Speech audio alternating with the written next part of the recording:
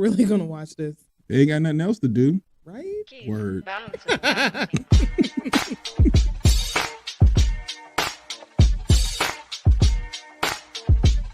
ain't going on social media talking shit about TDS Radio. I know that much.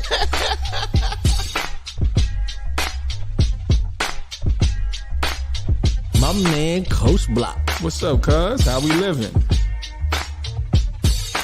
You're rocking with TDS Radio. Get it, Kim. All right. She got a vision, and she wants us to execute this vision. Ooh, man. That's what TDS is about today. Ken and Kim are the two dopest siblings that I know. All right, man. You ready? Am I ready? Are they ready? Nigga. What's up? It's your man, Coach Block, one half of TDS Radio. It's Friday, and I'm with Your girl so fab and OBLIO. dopest engineer in the game. So it was Friday, and you guys missed Kim's rant. So let's do it. Let's just go right on in. I did go off. I'm sorry about that. I didn't mean to dump on you, girl. I love to be a listening ear. It is okay. I should have asked you first. Are you in a good space to hear? I am. Because I'm with the shits, but Kim, tell me what you need. I am tired of coworkers wanting you to solve their problems and fix their problems. Like, I don't know if you have seen on the internet, because there's so many fads and so many things trending about how, it sucks becoming one of the most important people at work because people depend so heavily on you, and unfortunately a lot of that comes from me being a natural problem solver. I immediately jump into problem solving mode before like really trying to get into the nooks and crannies of figuring out why are we here to begin with, right. So I have a coworker where I am starting to literally unravel the fact that she does not know how to do her job. She doesn't know how to do her job. She doesn't know what the hell she's doing. And she tried to, and the reason why I got to that point was because she tried to make it seem like it was my fault. Now, before you come for me, you better make sure you got all your receipts lined up and ready to go. Okay. Because one thing about Kimberly Gianna Marie Blocker, she's going to make sure she does her job and does it well. And I'm going to cross the T's and dot the I's and give you all of the periods. Okay. Okay. So when she tried to come for me, that's what awoken a beast, because I'm like, I know the fuck you didn't. You better. Now, Miss Ma'am, hello. Recognize who you coming for. So I started literally finding out that, okay. Marketing is doing everything. Marketing is bringing in, after I did the math, at least y'all, probably anywhere between 100 to 120 leads per month. Per month. Now, per week, it averages anywhere between 20 to 30 leads per week. I don't know anybody who is doing that. No one right now, especially in the level that I'm in when it comes to my job. Mm-hmm. And for whatever reason, we're not converting any of these leads, not one. These leads are coming from social media. They're coming from speaking engagements. They're coming from webinars. They're coming from our own email campaigns. I've been working my ass off. Okay. But for whatever reason, we're not getting any conversion. So as I'm digging in deeper, I'm realizing that this woman isn't doing her job. Now, appointments have been set up. People are interested in, getting our services and what it is that we provide, but we're noticing that nothing is happening after the call. We're noticing that people are signing up for virtual coaching, but nothing's happening after virtual coaching. There are people who are referring people, because I was told by her that our greatest, conversion has come from referrals. So I set up an entire referral program. We're not getting anything from that either. Oh my God. I was told that we get good conversion when it comes from our boss being at speaking engagements and people hearing him speak. We're not getting any conversion from that either. So once again, doing the numbers, I decided to go all the way back to January of all of our webinars, all of our speaking engagements, to see who currently in our CRM is still engaged with our marketing campaign. And I found out by doing the numbers, about 65% of the people are still engaged, which is good. Right. Because none of these people have been touched. None of these people have been called. None of these people have been texted. Nothing from the sales department, only from my efforts, me, by myself. I don't have a team. I am marketing all of it, all of the things that encompass marketing. It is me. So I'm maintaining 65% of the marketable leads in our database, and nothing is being done with them. That's crazy, right? Now I'm getting ready to go on a well-deserved vacation because I have been working my ass off for I don't know how long. So I decided I'm going to take a vacation before the busy season starts, where I have to disappear again and become Pablo Escobar, you know, because I got to travel all the time. So I now get an email saying, oh, I think the wrong emails went out to these people from this webinar, and some people aren't getting the emails. Now, one thing I have told this woman multiple times, we can't control where an email lands in their system, but what you can do is you can resend them the emails on our end. Mm-hmm. But I can't go into somebody's house and be like, well, let me go ahead and, you know, instead of this email going into your spam folder, we're going to make it go to your regular inbox. We have no control over that. But you know what you can do as a salesperson? You can call, you can text, you can email them, because you have their email address, you have their telephone number, you have their actual address. All the things that you said you needed in order to be successful in a conversion, you have been given. And now I'm still being told, well, I don't know about this because they're not getting that. If you don't pick up that fucking phone and call these people or text these people or send them a handwritten note, whatever you feel like you need to do as a salesperson, because it's no longer my responsibility, because as a marketing director, I have done my job. I have brought them to the front door. I have opened the fucking front door and I have pushed them over the goddamn threshold into your space. And you're still telling me, nope, I need more. No, I don't know if I can do this. I don't know what needs to be done. You need to be fucking fired. Period. Point blank. You're not doing the job. And if this was a person of color, Black man, Black woman, whatever, brown, Hispanic, they would no longer be in this position. But because you are the protection for the complexion for protection, you still have a job, because there's no way in hell in corporate America, someone who is not converting, even 10% of the leads that are being brought in should have a fucking job. You are messing up the money. Point blank, period. We are losing clientele, and our leads are literally going nowhere, and they're going to other companies because we're not doing our job. No, I'm sorry. You're not doing your job as a salesperson to make sure that these people get from point A to point B to fucking C. And it's just that simple. But for whatever reason, nobody wants to call her on her shit. And we're all sitting here looking stupid, and we're looking at the Black girl with her cape to make sure that she comes and saves the day. Fuck this shit.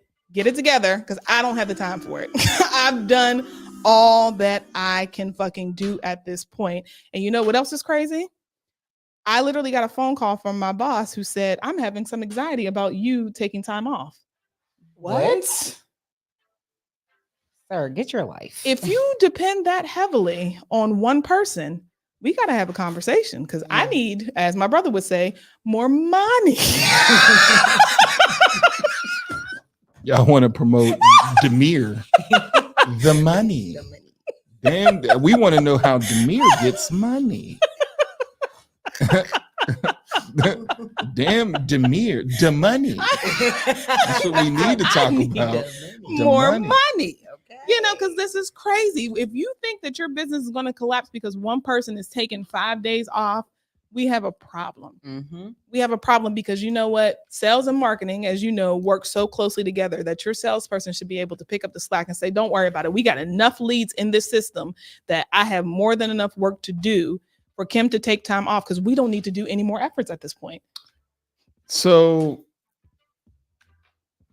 what I would do before I left is a task list for her. And I would CC the supervisors. Like, and the reason why is because I'm going to give you work to do while I'm gone. And then by the time I get back, let's see if you executed any of this. So I am going to address the concern that you had about whatever, this was the wrong email. I'm going to show and give, my screenshots of what it is and what you can do. But then on the flip side, I'm going to say, while I'm gone, these leads haven't been touched. Right. And then I'm going to give a number, and I'm going to say who's hot leads, who's not hot leads, and all that. And then at the very bottom of it, we can reconvene with the leads that you need to touch, because marketing has done this up until this point. Right. So now when I get back, you can tell me about the conversion rates that you have. And matter of fact, what I'll be doing when I get back is checking in with those people to see if they've been contacted. Because see, nobody follows her up. No. So it wouldn't be me so much making phone calls to sell. My phone calls would be to see if you've been contacted. Mm-hmm. Because my job is to make sure that you get here. You're here. Has anyone contacted you? Right. No. Okay. And then I would have a list of people who haven't been contacted. Oh, our system shows that. Oh, well, then I would make sure that that is also another piece. I would have a final email before I leave, and then I would shut everything down. But that email would give her a itemized list of what needs to be done from her aspect, because what I'm not going to allow you to continue to do is firing off what I should be doing. So I'm going to leave you, because I didn't bother you on your vacation. I did not. I didn't send out one damn email. And it would be stated that way. Mhm. I'm going on vacation because when everybody else vacates, I handle what needs to be handled and pick up whatever slack needs to be picked up. I'm hoping for the same courtesy on my vacation, because we all know blah, blah, blah, blah, blah. And with that being said, these are the things that I need to know when I come back. And boom, boom, boom, boom, boom, have these people, da, da, da, da, and this is the numbers, and da, da, da, and then push, send, don't email me no more. Right. Because at the end of the day, we don't get the ability to allow people to pop off and not wonder who's on that BCC when an email is sent. That blind CC email is a bitch, because it will, in the corporate world, it's basically starting the paper trail. And what I'm going to do is reverse a paper trail on you. And it's going to be consistent, so that now we don't have a problem with communication, because and I'm not even blind carbon copy anybody. You report directly to the COO, right? Mm-hmm. The COO would be on everything, because I'm not your peer. Right. You know what I'm saying? This is not peer to peer, right? So I'm going to have to structure this so that now I need them to constantly see that she's not doing her job. And this big one before you leave would literally say there's 100 and something odd leads here. Hopefully some of them can be touched within a week. Right. Right. You know what I mean? Like, I pray for that. Mm-hmm. But I've set you up to where you have work to do. Yes, plenty. Each day. There's That part. plenty Yeah, of work so for her to do. There should be no reason of, well, while Kim is gone, who's driving this and who's driving that. No, all efforts have been made to where now me leaving, this is calculated. XYZ is the amount of leads that we have. And then I'll reconvene with you on Monday about who's been contacted. So then now when you come back and you say, or Tuesday, because the holiday, when you come back and say, so who's been contacted? And she's going to lie. Yeah. Mhm. Mm-hmm. And then now after that, you contact everyone who she says she contacted, literally, and say, have you been contacted by our sales team? And when they say no, then now that is your email trail. Contacted such and such, no correspondence. Contacted such and such, no correspondence. Contacted such and such, no correspondence. So then now I've been gone for a week. What have you done? Right. And so then now it backs people off you. The younger me, I'm sitting in OBC like, yeah, fuck the police coming straight from the underground. A young brother got it bad because he's brown. But me now, I'm like, get it out, get your frustration out, then articulate it because you have the data to support. Hit send on that and cut everybody off, and I'll see y'all on the flip.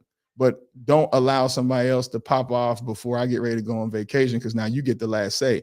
Right. I'm going to get the last say. Right. And then the last say is going to be so deep that all you're going to get is the out of office email in your reply, because you're going to reply. Oh, yeah. But it's out of office. I'm on vacation. See you later. Exactly. Right. So, just be mindful, because everybody needs their coins. Yes. And the first person to go is usually the most vocal person Mhm. who has identified the issue.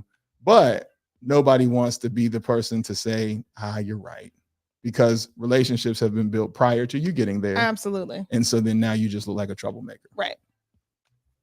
You know what I'm saying? And it sucks. It does. It sucks. It It does. sucks It to be in that does. position. Because it's a continual thing that happens. Yeah. Like we all know. We know what that feels like, because oftentimes we're the ones working extremely hard in positions, and when we see that, okay, well, this isn't right, let's fix this. It's like, why are you trying to create trouble? And it's Yeah, like, right. I'm not Who are creating you? trouble. I'm telling you, this isn't working. So let's try this. Right. Right. I would just leave it on her so that now you don't get a chance to fuck up my vacation. I'm going to fuck up your weekend. So before I leave, pang. That might be the first thing I do tomorrow before I get everything done, because you already got the data. Now, if you had to go get the data, I was like, But because you already have the data set up, hey, look, there's 100 and something odd leads that need to be contacted this week. She has hundreds with an Right. S of Right. leads. If I showed y'all the report, you'd be like, there ain't no way you're gonna get this shit done in a week. Well, but then that's where we're gonna put it on your lap. Mm-hmm. We're gonna have that discussion. Mm-hmm. Okay. And then we're going to follow up, all the trigger words. We're going to follow up on Tuesday to see how many of these people you contacted. Because if you need help, if you're overwhelmed, then we need to come up with a game plan. You need to speak up and say something. No, we need to come up with a game plan, because what we're not going to do is continue to say that marketing efforts aren't being met when sales is just simply overwhelmed. Right. And that's how you can, because I'm going to pat you on the ass with the baby powder before I smack the shit out of it. You know what I mean? So yeah, because you're overwhelmed, Mm-hmm. but that's not my problem. It's not, because I'm But the what- only person in my position. Yeah, and what we're gonna do is we're gonna show you how you keep deflecting that I'm not doing my job by saying these leads are ready to go. Even if I did fuck up somewhere and the emails weren't okay, right? But what about these leads, and these leads? Have you contacted any of them?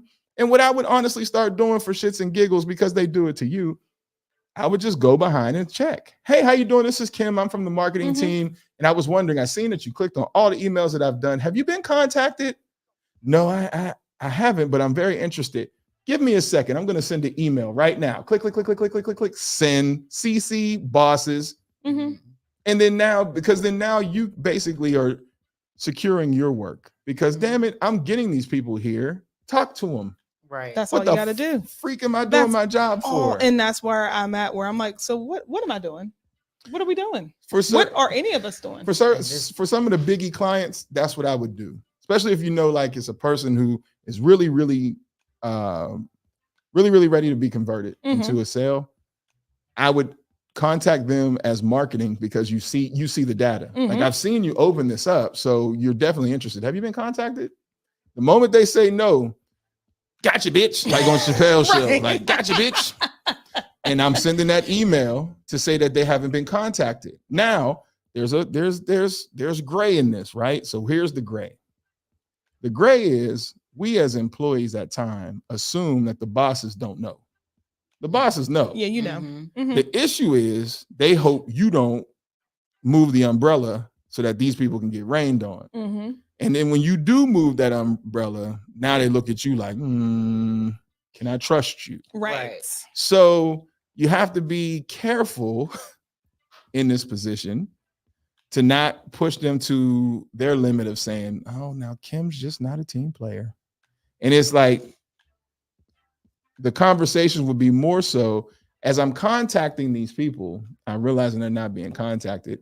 If she's overwhelmed, then what am I supposed to do? Right. But it would always be, she's not doing her job, but what am I supposed to do? Right. She's not contacting, but what am I supposed to do? Like, so that now it's not so much, I'm dry snitching because you're not doing your job. Right. You're not. But what am I supposed to do? But what am I because supposed to do? need my coins. Because if her job directly impacts the company, then eventually layoffs are going to happen if you don't meet your marks. It is. And so the concern of me is my coins. Facts. The money. Right. And I want a raise, a substantial raise. And so You deserve Christmas is coming. And what I don't want to hear is,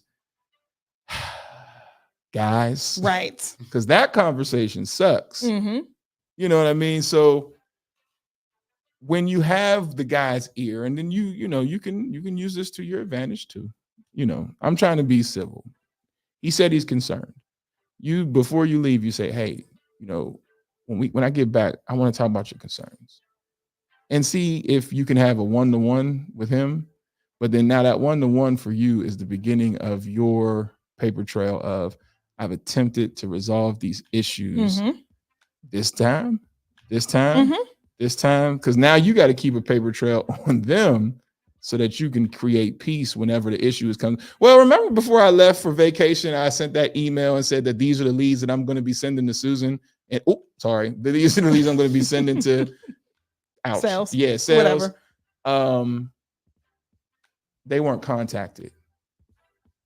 Right. You got X amount of leads here, man. And then now you kind of leave it on him. You get what I'm saying? But and I'll assist as much as I can. But if I'm driving the leads here and they're not being contacted, what are we doing? What am I supposed to do? So, I understand, some minor things, emails get sent to spam and things. I get that. But the overall thing is we have these ones. I sent those to her and then they were not. And we have telephone numbers. And the emails only go to spam coming from our CRM, but they don't go to spam coming from our actual Gmail.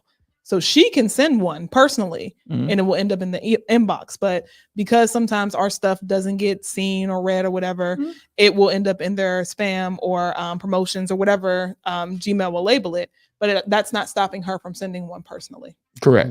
So do your job. Do your job. I'm just saying. Just get it off you before you hit the plane. That's all I think. And personally, as advice, just get it off you before you get off the plane so that you ain't on the plane like this. I can't wait. When I get back, I got something for you. Nope. Send it, get it off you, and then the cut it. In her cup. Yeah, now it's on you, and then enjoy. Is it all inclusive? Yes. And go enjoy your drinks. All fucking inclusive. And I plan on it. But once y'all see this damn report, you're gonna be like, how does she still have a job? I don't know. Well, we know. It always happens that way. For example, today is the first day in a while that I haven't coached football. Today is the first day, so there's like a grieving period because I'm watching other people like, yeah, football. And I'm looking like, oh, y'all suck. I would whoop y'all ass. So, the male ego time, because that's also what I'm realizing that this is really about, because these are kids. Like I'm now like, oh man, like clarity is happening to me and I'm coming through and I'm looking at people like, y'all are pushing these kids into some things that they're not even ready for. Like I always felt that way a little, in the back of my mind, but now I see it, especially when I see certain parents. I'm like, man, you don't even see that your kid doesn't want to do this. Right. You know what I mean? Right. And you're forcing it. You know what I mean? So now I get a chance to see it with a different lens. And I'm like, oh man, that was me. Like I'm seeing all these unhealthy coaches just out there yelling, I'll die for this. Will you? Right. Because you're going to. Right. You know what I mean? But I don't want to be that person that, be like, because they're like, man, you just saying that because you're not coaching. How I'm saying it because I can see from the outside in that this shit isn't healthy. Like it's not. And with that being said, today it marks the 5th year of the guy who took the job after I left at Inland. I wish him nothing but the best, but I wish the team everything but. I wish him nothing but the worst, but I wish the team nothing but the best. I was gonna say, wait. Meaning, I don't want the kids to get injured or hurt or anything like that. But I do want him to lose every game that miserably. He coaches. Yes, because he was my number one heckler. So hopefully this ages well, because if it does, it will be a reel that I will share, and my reel is just going to be me doing.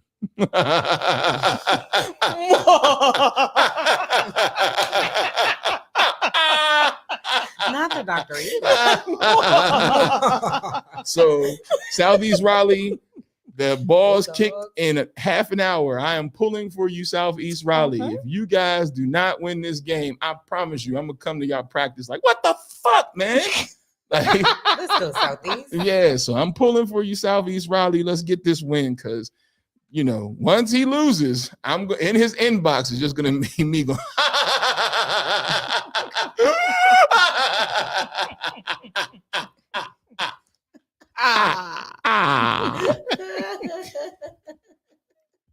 5 years, and you still haven't gotten the amount of wins that I've gotten in 3.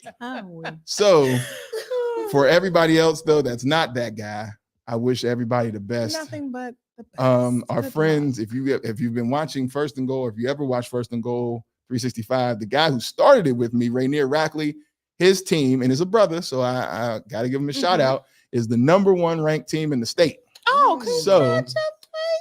Yes. So usually you get the #1s, they are in the Charlotte area. So he is here in Raleigh. So hopefully, he does well and they get a big win for their first win today. Today is their first game, especially because they got their team. One of their players died. Oh my God. In the summertime. Yeah. So that's a big thing for them. Like that team had to recover from that. Same thing with accidental. Yeah. Same thing with Jordan High School. They had a coach that died not even 3 weeks ago. Young guy, and he was also a graduate of Jordan High School. Played with Jeffrey. Oh. So I'm pulling for them. Those are things that help bind the team together. So the last thing you want to do is lose someone and then you go out there and lose the game, because then it starts to weigh on you as a player and as a coach, because you start feeling like, should we be doing this? Because it might be too much. So hopefully those teams that have suffered losses can rally around it and get some wins and get some confidence behind themselves, because you always got to think about it when you hit the field and you look and that person who used to be there is no longer there. It plays a part. Like you see kids and coaches get very, very emotional because that person used to be right there. Right. So hopefully they do well, and for all schools, because this is that time. So hopefully nobody gets any major injuries. And this is college football is back on Saturday, and we're back in full gear. So I'm praying, crossing the fingers that I can do some more football stuff this season with First and Goal. But I don't know. I gotta watch my mouth. I'm trying to do better because we can't both be in that space. No, we can't. Like, we gotta alternate. Y'all suck ass nigga coach. Y'all can't do shit. Y'all ain't, because it. Things are driven by your ego and your work ethic, right? Your ego is you say I do my job. Anything about Kim is I's gonna be dotted and the T's is gonna be crossed and the K's is gonna kiss that long leg. With the variant. So work my ass off. When you do what you do, there's ego behind it.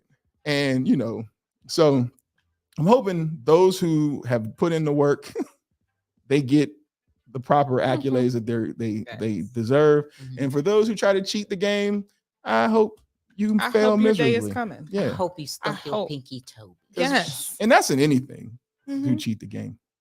So yeah. But on a positive note, I will say this.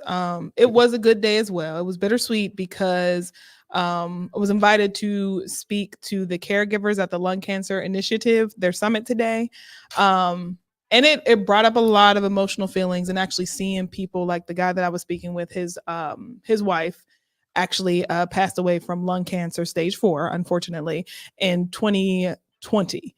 She was diagnosed in 2017. And, thankfully, because he himself was a doctor, he was able to ask certain questions to elongate her life and enjoy her a little bit more. But it was comforting to be able to be a reference point and to be able to answer any questions that people have, because it's a long journey. I mean, I know my brother and I don't often talk about the bad times with our mom. We try to, talk about the good times, but it was tough. It was emotionally and physically exhausting trying to deal with someone who is going through a disease where there's technically really no cure. This nigga said on a positive note. Well, I'm just saying, I'm getting ready to switch it up. Just joking. But what I will say is that said on a positive note, cancer sucks. It does. But what I will say, it's so heartwarming to know that there are organizations out here who care enough to be with you through every single step of the journey, from the beginning of the diagnosis to the very end, and knowing that there is a community of people who are really ready and willing to surround you with love and support because they know what is going on. So it was really cool to be able to talk to some of those people today. And we actually might have one of the people from the organization be a speaker for Fuck Up Nights, which is pretty cool. So I appreciate that, and I appreciate them. That's dope, because the more I look into it, there's a camp that I want to work with called Camp Chemis, and it deals with specifically children who their parents either currently have cancer or their parents have passed from cancer, and it's just giving them the support that they need. So I don't know. The Hope Brothers work with them, so I figured somehow, some way, I'll try to see if we can tap in with them, just to even get like get some representation towards the show, and maybe one of their upper people can talk, and just talk about the actual camp, because it's like the people go away. Oh, and so then it's like it's pretty dope. So that. But no, I'm glad you did it, because you're right. We don't talk about the bad stuff. We always talk about the jokes, but it's taxing. You know what I'm saying? You think about it a lot, and it's a huge part of the reason why I decided I needed to go to therapy, because it occupies your mind, because it runs through, because you started looking at people different, right? Like, because our mom had lung cancer, but she didn't smoke. So now you be like, now hold up. Well, and that's what one of the doctors said, because he actually spoke about that with his wife. He said, and I'm looking at people who have, essentially been a survivor 10 years. And he was like, then they go back to smoking. And I'm looking at my wife who has passed. Right. And she, didn't touch a cigarette either. Yeah. But what I did love, what one woman said was, you made the right decision that you could possibly do with the amount of knowledge that you had and was equipped with in that moment. So stop thinking about what could have done, because you did what you knew to do right then and there. I was like, thank you, sweetheart. I appreciate you. That word message. Right. I was like, well, thank you, Yes. girl. That was awesome. So, like I said, that especially for anyone that may be going through that, because I know, like you said, Mr. Purvis, he and his wife have a very long journey ahead of them. You need that community. So there are resources out here. There are people who are willing to help. There's advocacy out here. And there are people who genuinely 100% care, because they know that this journey is not easy in the least bit. It's not easy, and it's not easy for the caregivers either. No. So shout out to them. And I hope, which, the executive director did say that she wants to work with us more. Okay. But I hope that we actually can be, essentially their voice. Cool. Speaking of voice, I got to voice my opinion on something. Here we go. I want to know why it's okay for homeless people and those who ain't got no money to get mad at people who think got money. For example, if somebody comes to you, and you're pumping your gas in your car, and they say, do you have anything? And you respond, well, nah, I ain't got nothing right now. And they look at you like, well, damn. The first response is, kiss my ass, man. We both in the same struggle. How are you going to make me feel bad about my financial situation? Because then I thought about it like, well, do I have any change? No, I don't have any damn change. I got no money. No. And he gonna be damn. And it literally damn. Hey, brother, I understand the plight. I had one woman tell me, she said, well, I guess I go sell my pussy there. Well, then, by the pound or by the ounce, what you gonna do? You should have been working 10 minutes ago. You would have had the room and food already. I don't understand. Yes, it's your fault she got to sell coochie. I was pissed. I'm pumping my gas. He walked right on the side of me. I'm like, here we go. And I don't have no money to give you, man. I don't have money. So I'm like, all right, yo, can you help me get something to eat? I'm like, I don't have anything. Right. Oh, well, $1 or something. I said, I don't have anything. Man, damn. It was mad. And I drew my head back at, sir. Do you not know I'm one bad day from being with you? Okay. We all are. Like, I am one bad day from asking you, how do we go get this money? So you say we just ask, sir? We just walk up to people and ask? No cardboard. Yeah. Just ask. Do I need to change my shoes or anything? Like, what type of face? Yeah. How yeah. What should my gear look like? I am one bad day. Is it okay to put cologne on? Yeah. Clean? No, girl, no. Musty. Yeah. So you're saying don't shave my beard. just let it all just get nappy and hard on my face like raisins. Like, okay, all right.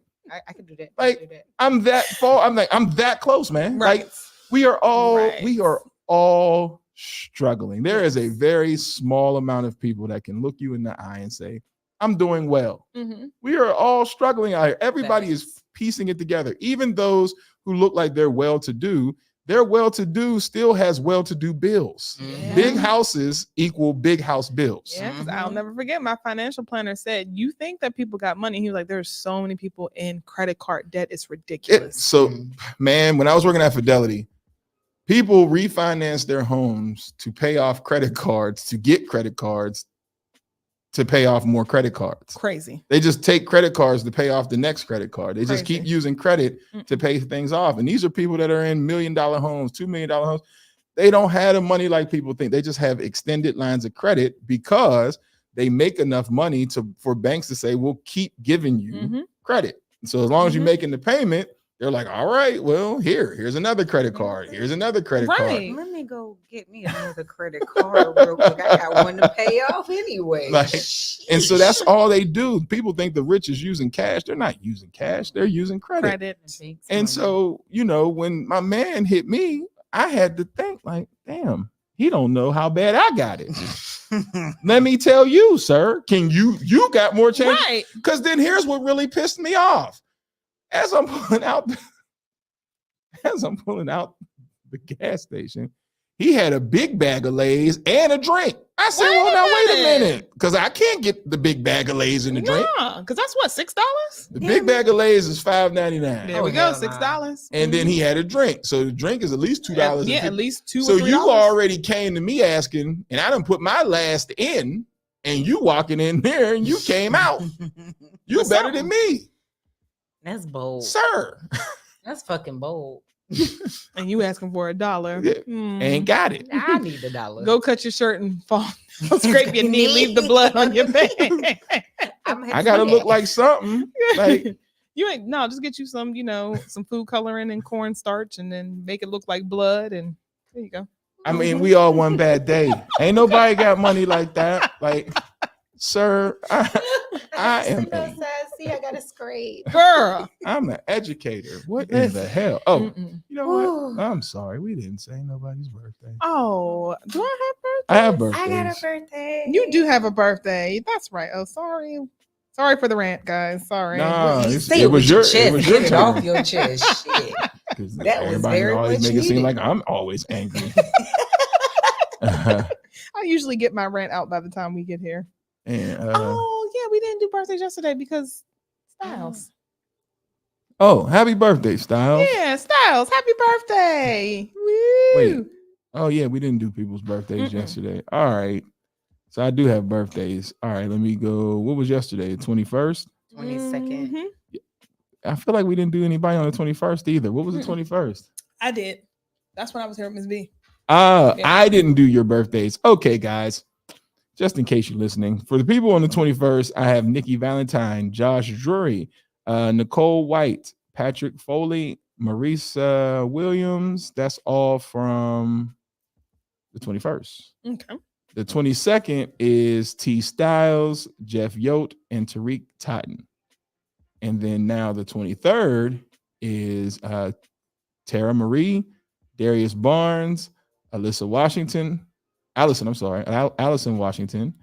Rich Hartsfield, and my homeboy from Holy Rosary Elementary School, Raymont Kathy. Oh, happy birthday, Ray Filet. So let me tell you a funny story about Ray. Wait, you had a birthday? Oh, sorry. Yes, it's my cousin Devin's birthday. Happy birthday, Cuddy. Happy birthday. Dirty 30. Happy birthday. 30 years on earth, hey now.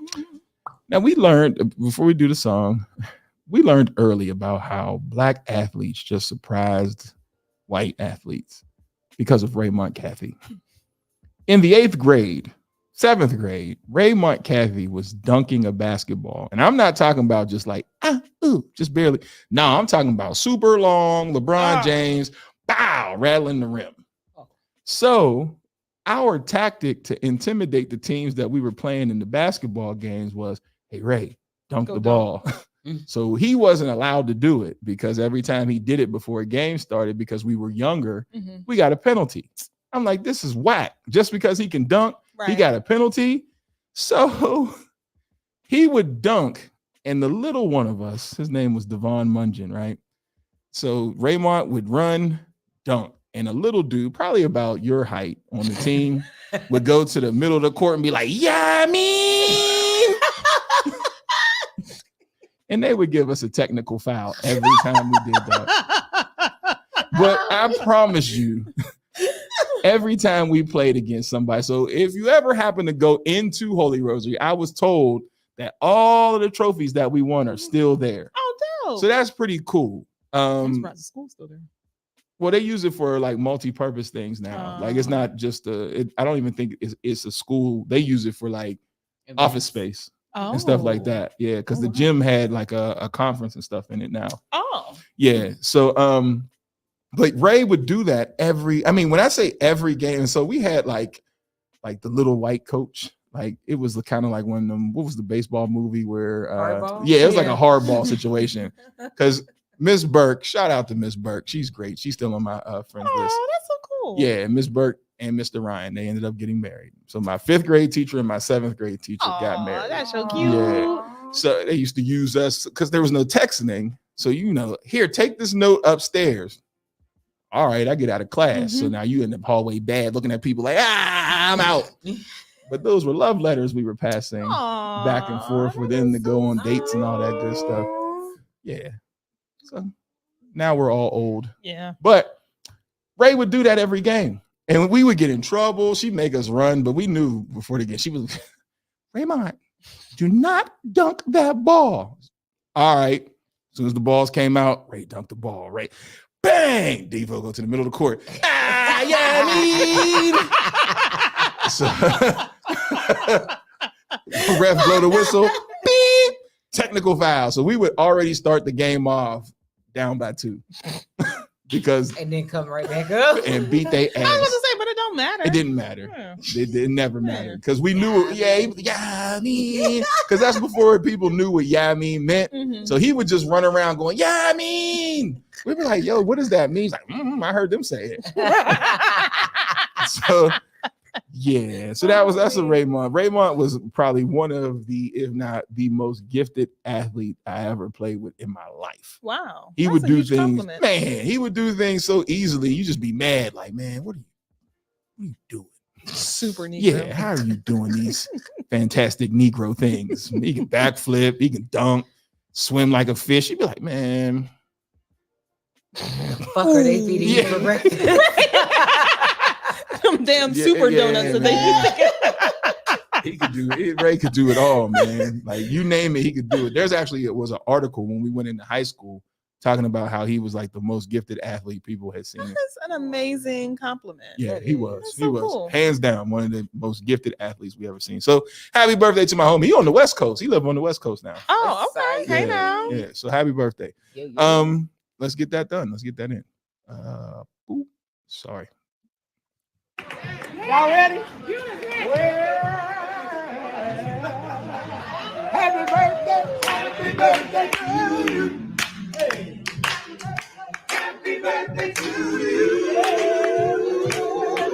Happy birthday to you. Hey. Happy birthday to you. Well, it looks good.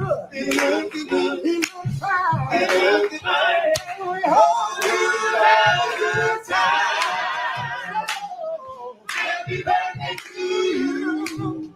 Hey, happy birthday to you. And as the saying goes, continue to live your life in a way that makes every day worth celebrating. From the Sibs and OBLIO. Yeah. The cousin from down the way. Yeah. So before we get into entertainment news, I have a that's fucked up. I'm gonna say let's just do that's fucked up. Okay, so it's that time for that's fucked up. So I'm trying to figure out. I've been scrolling and I have been seeing it more and more often, and it's confusing me because I'm conflicted. But I'm not understanding this new trend of celebrating the teens, the mom celebrating the teens who are having children, either they're about to have their child or the child is had and they're like doing TikTok dances in the living room. Now, when I say, or like kitchen. So now the problem that I'm having with it is, of course, we want, if a child has a child, of course, we want the baby to be healthy. Like that's the number one thing. If you decide to keep the child, you want the child to be healthy, and no, nobody is going to continue to chastise a young person who, you know, possibly made a mistake. Right. I don't believe in that. But I also don't believe that we need to be celebrating it to make it look cool for others. It should not be a TikTok trend, because you guys don't know how influential that is for other young ones to do it so that they could just be part of the trend. They ain't even thinking about the kid. I just want to be a part of the trend. So you guys tell me if this just looked right, because it didn't look right It's to not me. that one. Is this one? Yeah. Okay. And go. Till you put me down, I knew you were trouble when you walked me. Till you put me down, put me down, put me down, put me down, put me down, put me down, put me down. Till you put me down, put me down, put me down, put me down, put me down, put me down, put me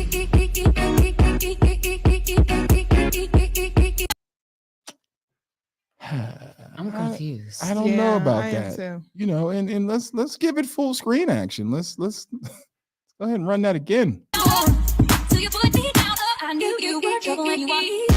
Till you put me down, put me down, put me down, put me down, put me down, put me down, put me down. Till you put me down, put me down, put me down, put me down, put me down, put me down, put me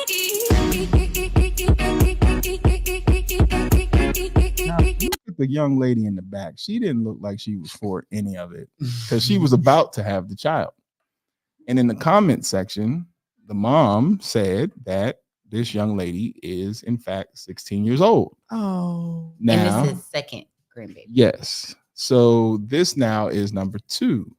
So she had number 1 at 14. Oh no. And now you're having number 2 at 16. Oh my gosh. So I don't understand why we're dancing on TikTok about this. no. I think we got to have some further discussion. Yeah. Because Yeah. this is okay. Things happen once. Now you went back and did it twice. And I get it. We want to have a healthy baby because the baby's here now. So ain't no reason to be mad, upset, or angry. Right. But I don't think we need to be making it trendy. Now, there are other video I couldn't show you because there was another mom who she was dancing with the newborn baby. I guess they had gotten home and then they had started doing, everybody's wearing matching clothes. And the child was 15 years old. And now we're doing the same thing where this is now starting to become a trend. And I'm like, that's fucked up. I don't think we should do that. Like, You know where it started. 16 and pregnant. Oh, Word. Teen Mom. Yeah, Teen Mom. Yeah. Mhm. It started out, the shows first started off at 16 and pregnant, and then it rolled into Teen Mom. Mom. And so, like, ever since then, like, those girls that's been on that show since that whole experience, like, has gained a lot of popularity. I guarantee that's where it started. we got to be careful with that. The only reason why I say it is because, once again, there is a lack of balance. So when something becomes extremely, extremely popular, it tends to tilt the scale towards acceptance. Yeah. And so then now we're looking at it and we're just seeing little girls and little boys create babies in situations that are not ideal for, the child. You know what I'm saying? Like, because mom, you're going to be doing most of the taking care of because the baby got to go to school and things like that. Or then now the young lady is no longer in school because now she's taking care of a child. Then you got a young dude running around who doesn't realize what he's done. And so what's he going to do? He's going to do it again because there's no repercussions. You get what I'm saying? Like you're not feeling it. Like, I'm not saying that we shouldn't be happy, but you should feel it so that you know not to do it at 14 and turn around and do it again at 16. And to your point, yes, that was a huge issue when 16 and pregnant first dropped, because people said that, okay, well, now this is going to essentially influence teenagers to want to have children. Now, MTV was claiming like their whole purpose for doing it was to display the hardships of being a teenage mother, but it didn't help when they decided to say, oh, well, let's continue on with the show by bringing in Teen Mom and giving these people a platform and paying them. And now they have a following. So it's like, well, it's a contradicting message here because it's like, well, we want to show you the hardships, but if you get pregnant and you have a story, we're going to put you on TV. It. Yeah. I mean, and it's gotten to the point where like that franchise is built so much. Like sometimes you don't really see too much of the kids, especially with the original series. Like they're doing couple therapy things or they're going on group trips together. Like they have actually made it a platform to like, hey, like I know you're kind of messed up at this point, but you got the popularity. We're gonna pay you to keep showing your life, and it doesn't match up with what actually reality is when it comes to because somebody's paying for all that shit for them. That part, and I feel like that's where that glamorization comes in. We got to be careful with that, and especially in our community because we don't want to start behind the 8 ball. Like I said, once again. For anybody who may be thinking I'm criticizing or critiquing a child to give them double jeopardy, I'm not. Once you realize that you've made, I'm not calling a child a mistake, but your actions have made a mistake. This is not something that you should be doing at 14, being a whole ass parent. You're not ready for that. Then now you turn around and do it again. And then now we're dancing about it. Now I'm blaming mom. Mom, I need you to not allow this to be so comfortable. Not saying that you got to crack her with a whip. But I am saying, like, yeah, we're not going to be doing no damn TikTok dances because we got to pay for milk, formula, diapers. Listen, for 2 kids. That shit gets real fast. There ain't no damn dancing. Nah, hell no. But like being said, which is a good point. How old is grandma? Because she might be following her footsteps because she said grandma might be 30, where it's like you're still caught up in this whole thing of social media fame and going viral. The mother and the clip I couldn't find, mom was only 32 and the daughter was 16. So that means I had you at 16. Yeah, that's not and don't get argumentative with people either. It's like if you go in the comments, like she was argumentative because people were giving their opinions, because not everybody was like, some people were going to be very mean and vicious with this, but some people were like, nah, mom, like this ain't it. You can even tell the girl, she's like in the bed about to have a baby. Like, what are you doing? Like she trying to keep up with the TikTok. Like, what are you doing? Like, ease up. Labor pains feel anything like cramps, period cramps. If you think I want to sit here and watch you jump around in my room while I'm in pain on TikTok, bitch, I'll fuck all this shit up. Like, what are we doing here?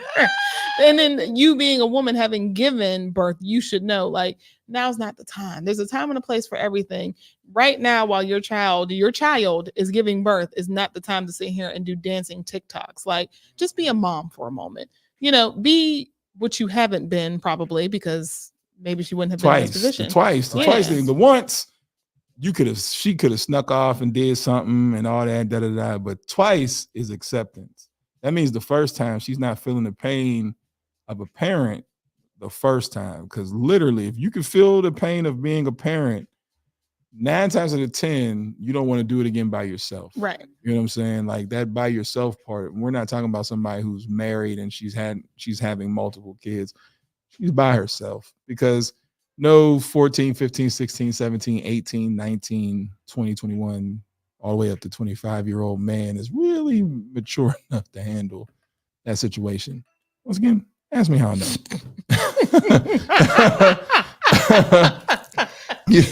You're not you think you're ready for the situation, but you have no idea. And so, to create a crutch for her, it made it comfortable to say, well, this is easy, I can do it again. Whereas if you was like, oh, hell no, like my mom's not with that, then you would at least think twice. So let's give some balance. Once again, I am giving grace. I'm not judging anybody. I'm just saying, let's be careful about the message that we put out, because if we make it look fun, then now we're going to start seeing those numbers rise again, which actually in the African-American community, the numbers they were stagnant for a while. I don't have my notes to be able to give it, because I actually was being a journalist about this to see like how many teenage pregnancies there were for African American. We had started to stagnate those numbers. They didn't decrease, but just kind of they weren't rising as rapidly. But I guess the comparison was the numbers weren't rising as rapidly because you've seen a influx of African-American women going to college. So the more that women are going to college, the less that they were having children. So the furthering their education part lessened the teen pregnancy. So what does that tell us? Let's give these kids some goals and maybe they won't be out here just trying to hump. Right. Yeah. Right. Yeah. Yeah. Because I don't know. I've never had that maternal instinct. I'm like, I want to have kids. I'm like, I got money to make. Fuck them kids. I think that's also the change too. The the ability of having that these young people have to make money. They look at it like, what? That's what I'm saying. Let's not make the scene on TikTok of having kids popular, because then they'll say, I'll have a kid so I can get TikTok popular so I can make more money. No, that's how their logic is. And it's really ridiculous. So it's insane. Let's not do that. Just like the whole Demir thing. They'll take your percentage. Demir pisses me off. Demore pisses me off. And I got a question. I have a question, and this question is going to get me in trouble if anybody sees it, but I need to understand this. Some shit happened to me. And Kim seen it. And because Kim seen it, it allows me to say this because I am honestly confused. Here we go. I, for whatever reason, and okay, let me preface this by, as y'all know, I believe in love whoever you love. It's not for me to judge. I have no problem with any letter of the community. None. And even the plus, because I don't know what that entails, but whatever it entails, do you. Right. Not my problem. But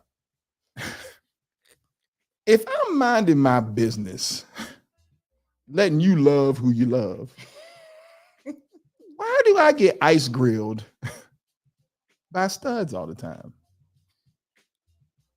And so I told my sister this before, and she did what she did. She laughed and kind of brushed it off like, man, you just be tripping. So when we went to go see Tommy Davidson, right? And this stud comes down the stairs. Am I saying it right? Because you allowed to say stud? I don't know anymore. Because I don't want to offend nobody. I don't know. So I see it on TikTok, so I guess we're saying. Right. Okay, so this stud comes down the stairs. Now we're all merging into line. And so I'm talking, I got Chiquita with me, I got my sister with me, I got my homeboy Chuck with me. It's a group of us, and we're all walking the same way. And we're all surrounded. But then we start walking to get in line, and literally, so then the stud and her girlfriend at first had space in between them. She seen me walk to get in line, wrapped her arms around her brute-like arms around her, because she was big. She was big. She was. Now this would have been a fight. Like, I don't hit women, but knuck if you buck. We're gonna see if you really about this life. Oh, sir, ma'am, Mr. Ma'am. We're gonna see if you about this life. Cause she was big, she was big. There ain't no way in hell I would have let her hit me and be like, I don't hit women. Oh, hell no. Oh my God. This today you a man. Yeah, today you better strap on.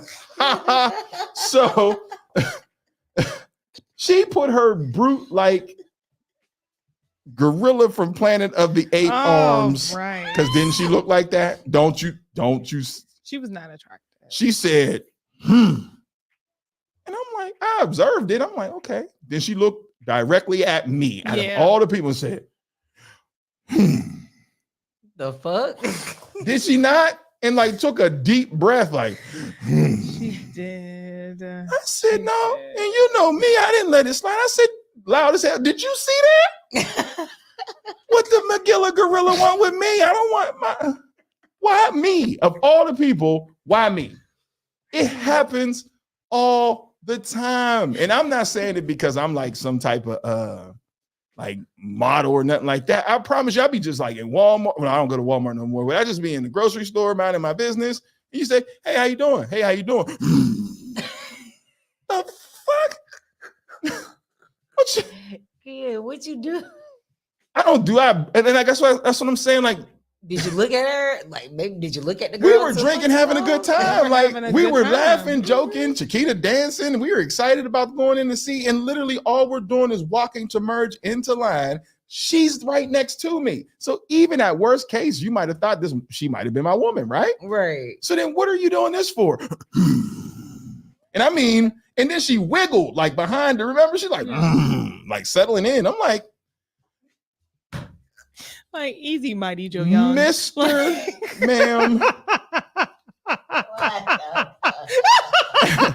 And when I tell you she was a big one, I mean she's a big one. I would have had to fight her. Oh my God. Like we would have fought. But it wasn't even like I looked at her woman inappropriate because I wasn't looking at her. I literally, when dude said, "Oh, y'all can get in line now," I said, "Okay." I turned to the group. Let's get in line. I turned back and she looking at me. And then settled in. I'm like, if you don't go back to the zoo, I'm fucking. and then grilled me as they were walking in, like. Wait, y'all were behind them? Like we're at an angle. Yeah, we were coming at an angle. So they were there and then we were here, but we were trying to get in line. And I don't know if she thought like we were trying to gyp them or what, but it was literally the four of us while they were here. And I'm like, man, we got a table. Yeah, like what the? Yeah, we're VIP around here. What are you talking about? So then when she sat over, but then it makes it worse. She sat all the way over there, and my homeboy, I said, "Man, there go McGee," and she was still looking at me. And was. I'm like, what the fuck did I do to you? I didn't do nothing to you. Jay said, "No," but you know, right? She said, "What? No, nope. Next one. Okay. Next one. Okay. Now studs just do it. They do it to each other the most. They feel intimidated by anyone they think can take their girl. I deal with it so much and just be happy minding my business. I know that's right. I mean, that's what I'm saying. Like I'm chilling, and literally, you know, the one thing that I have incorporated because I live in the South now is speaking. So when people make eye contact, you speak. That's how I can tell who are imports and then who are natives. Natives speak. Imports still do northern, I ain't speaking to you shit. So I'm walking, you know, I may walk. Hey, how you doing? The next thing you know, I see the sound effects really. I'm like, no, wait a minute. Not the DMX. Yeah, what you? I spoke to both of y'all. You got a fat butt too. I'm gonna start saying that to you. Because she did. I'm gonna start. Like, you got a big ass. I'm gonna start making them mad. Like I ain't looking at her. I'm looking at your fat ass. Right. Now how about that? Because I'm like, that's a nice ass, girl. It was huge. My cup on it. Yeah, it was a couch. I'm gonna piss them off. Shake what your mama gave you. Shake what your mama gave you. Like big booty.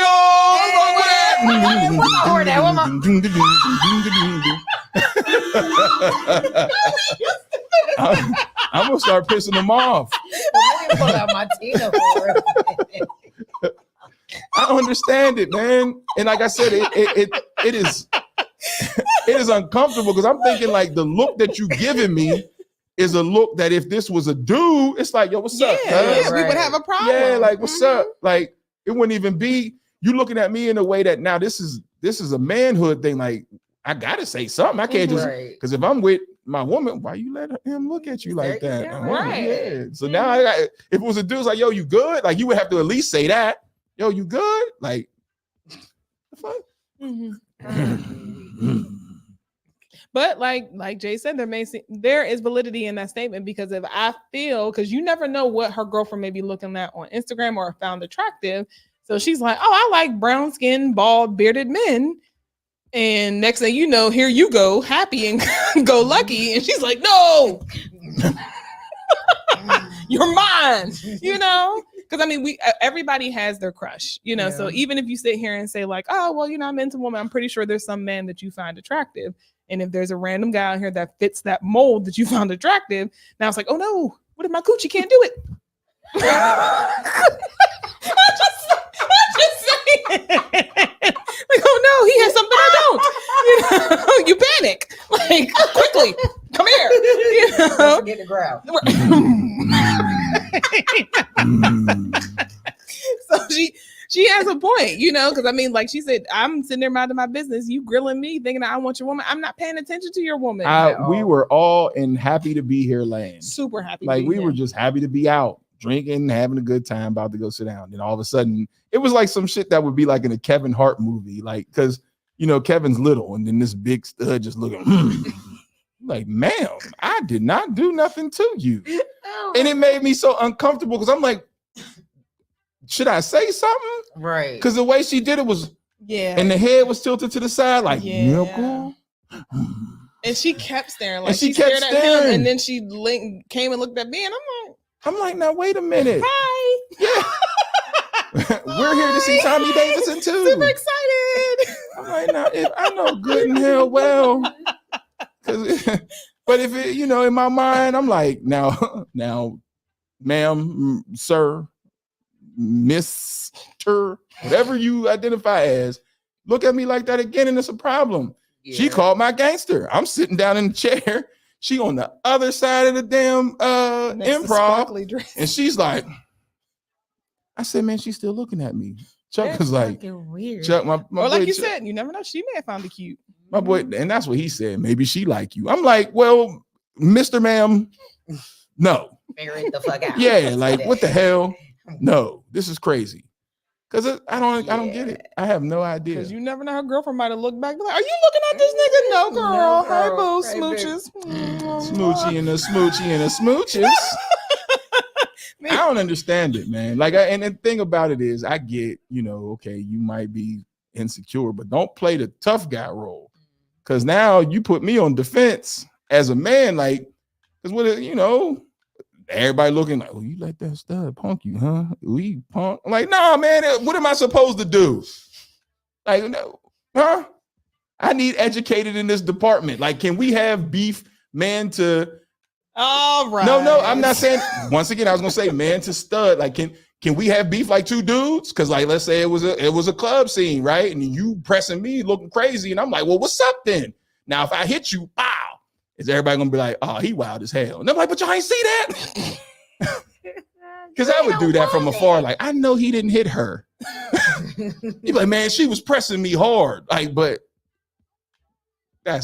we talked about this. The fact that your mind makes up these scenarios at the drop of a dime. These scenarios can be very real. Like the wrong part, like, you know what I'm saying? Like, I have been able to develop the ability to think rationally quick. Right? You know what I'm saying? Like I used to just like, what? This is crazy. And I would have said it even louder. Like, what's her fucking problem? Like now I'm like, did you see that? Because how should I respond? Talk to me. Like I said, it could have been she probably thought that she was cute, but she had to readjust because remember who you with, bitch. You're looking too hard, you might get left. If that's the case, that fits status quo because that always happens to me. I was working at Tammy Lynn, the third shift job. There was a big one like her at the job. Remember I told you she locked me in the room and I said, I will climb out this fucking window. Yes. Whoa. Flag she locked you. She locked me in the damn room. So, in the morning, she was first shift, I was third shift, right? And she had told like the staff members because I guess she wasn't all the way to the other side. So like she might have been, dibble dabble. So she told the other staff, I'm getting him. I said, and you're not? Like I felt like, oh, and you're not, ma'am. You are. And we know you don't like aggressive women. I do not like aggressive women like that. That is a complete turn off. I'm like, no, you're not. I am a human being. Talk to me first. God damn it. You will not take and strip me, ma'am, of my innocence. Oh, I'm gonna get you. You're not. We would be said. This would be said in now. The part that I got mad about is like management didn't do nothing about it. Like they thought it was a joke. No, that's sexual harassment. Yeah, nobody said anything about it. So then one day I'm working with one of the residents that I have, and I hear the door shut like we on Friday after next, and I turned around. I ain't gonna say her name. I ain't gonna say her name. I said, you better stop because this is gonna be a problem because I will go out this damn window. Man, stop playing. You act like, just give me a kiss. I said, do not touch me. And she kept walking closer. And in my mind, I'm thinking, I'm going to have to jump out this window. I can't swing because then I know a homeboy that swung and then the person turned into a girl on him and his ass got locked up. So that's why I'm like, I'm going to just jump out the damn window. And I'm sizing up the window because I'm like, can my big ass squeeze through this window? Because now you get stuck. Now what does that Now look your like? cheeks Yeah, is now up. my cheeks is facing her, and then she might be funny. You like, now you're violated.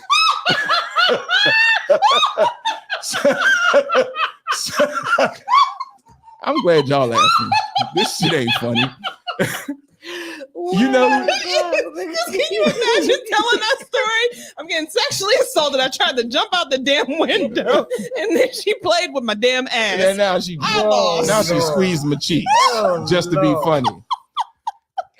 And you know who knows it? You know who knows that this is true? I always got people that know. Ebony, my friend Ebony. We worked the same place. My homegirl Ebony, because she used to say, "She gonna get your ass." I'm like, "No, she's not." She's like, "I'm gonna lock you in one of them rooms. You're gonna have to fight that big bitch." I'm like, "I know, right?" Let's switch gears because maybe you can get your question answered. I mean, Jay, I think Jay gave me a good answer. My problem is just like, man to man, how do I? Because why are you moving like a Mortal Kombat? Because you be trying to decide, like, should I knock you the fuck out? Because you went too far. And then it's like, nah. Because that's not a win-win situation. It's definitely a lose-lose.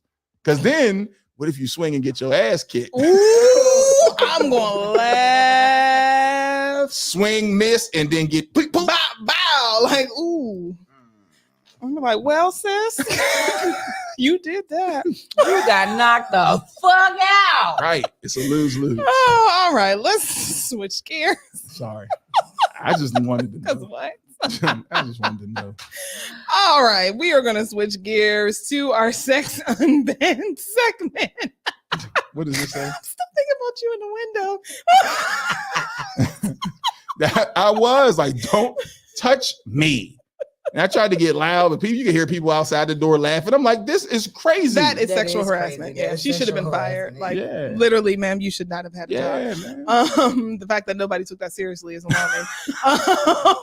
But we are going to switch gears into our Sex Unbanned segment with our sexy educator, Tyranikia D. Chappelle. She is going to be joining us as we talk about toxicity.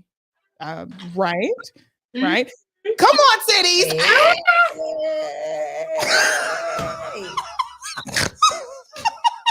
She said, y'all gonna see it. I gotta behave. I got somebody now. I can't be nasty. Hey, girl. Hey, Frank. I gotta be good now. It ain't gonna last. Okay. Oh! It ain't gonna last. You're gonna go right back to your old ways. Embarrass us, dang, Tim. Slide your water bottle out the screen. Your water bottle. Yeah, there you go. There you go. All right. So, girl, what are we talking about today? Oh my goodness, y'all. Yes, toxicity, both male and female toxicity.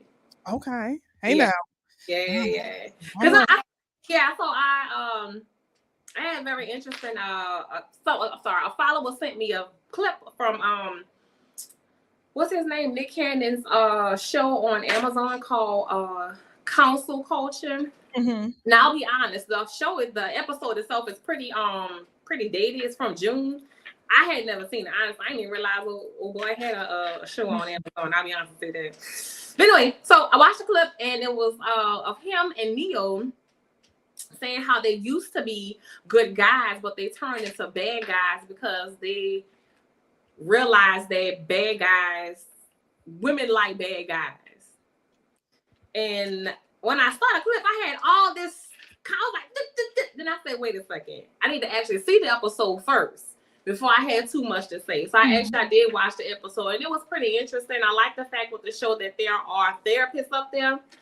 I'll give them that. However, Nick Cannon and Neo, their commentary for this show was just very interesting and also alarming in many ways, because one in particular was really a audience of women, majority women. Males weren't there, but it was an audience majority of women. So, you know, when women are, they all look pretty young. I'll say that. I didn't see the entire crowd, of course, but a lot, from what I did see, was some, you know, pretty young women.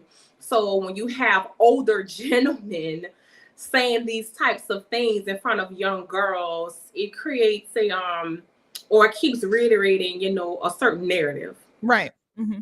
And, you know, so I started looking into that. And I'll be honest again, I didn't know much about, you know, Neo or Nick Cannon besides the fact Nick Cannon got a fucking slew of children. Right.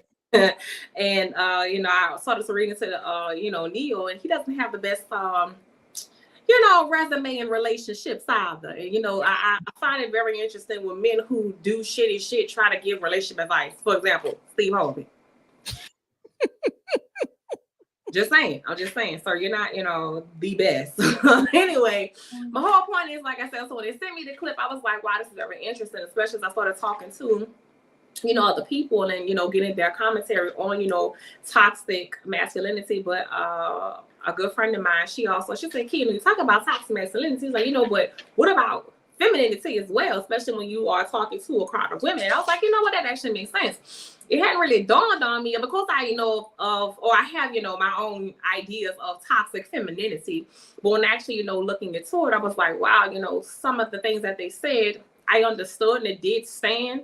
How I feel like the definition is so missed some points of toxic femininity. So like I said, you don't want to bring it to TDS. We can't call it the table, try to be less toxic. Shut up. Shut up. Decrease toxicity. But then you made a point off air where you said you don't really feel like toxicity exists. I think it's just people who got effed up characters. Okay. On both sides. Yeah. Like we put it under the umbrella of toxic so that we can try to grab a lot of these traits that these people are showing. Mm-hmm. But when you see these issues with people, it's like these are shared across the table. Like men and women share the same toxic traits where, you know, a lot of it, sometimes you see it as like control issues, you know, narcissism, you know what I mean? And it's like manipulation. And it's like, we both doing this. Like, this ain't one side and the other side. Like, but I do feel like it makes it easier to identify when you say male, right? So then now we start to look at the male characteristic. Then when you say female, you start to look at the female characteristic. And then now we start to add stuff to it. But then if we all just sat back and be like, no, y'all on the bullshit together. Men and women, y'all both on the bullshit. That's some bullshit that you're doing. Yeah, I mean, I agree with you too. Of course, you know, each are going to play in a role because we all, male and female, you know, share certain qualities, you know, both estrogen and, you know, testosterone. So there is a space where, you know, both can coexist. However, like you said, you know, there are differences, but I feel like there should always be a separation of the two. And the reason why I say that is because when blending the two, a lot of information can get lost. A lot of information can also be misunderstood in spaces, because we also have to think about it in spaces where relationship, not everybody loves the same.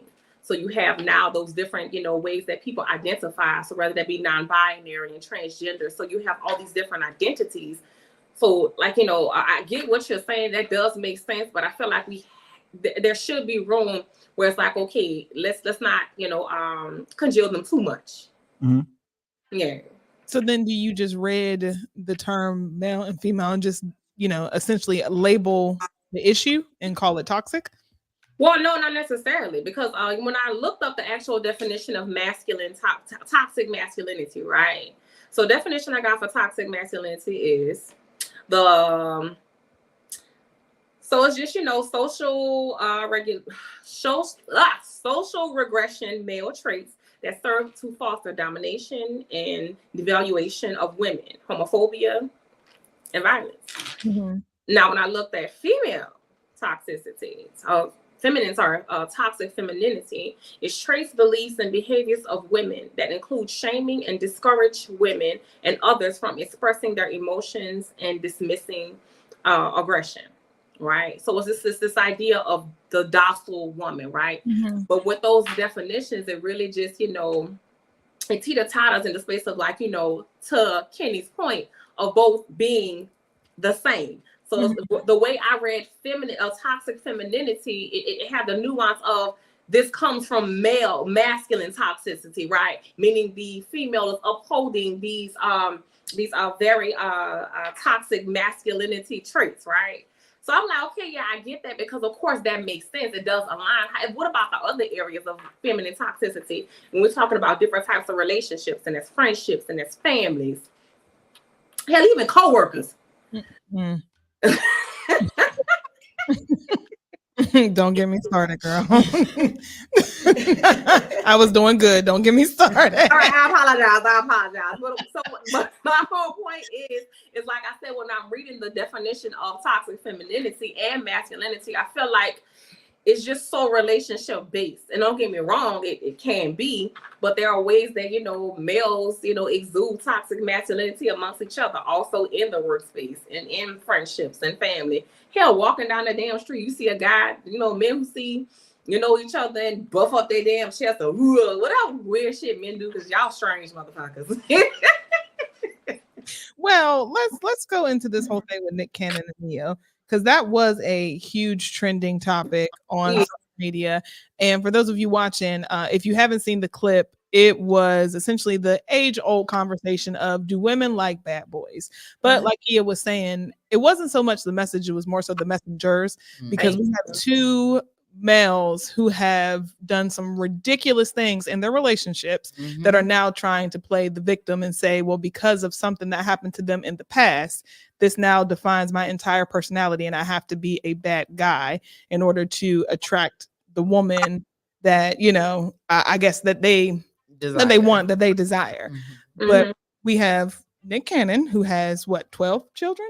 Shit, probably. I think, either 10 or 12 children. Then we have Nia, who can't decide quite what he wants to do with his relationship status. And now I guess he's into polygamy or whatever polyamory. All right, yeah, polyamory. And he's telling men, like, you can't have too many girlfriends or whatever have you. Both of them just seem to be in a very confused state here.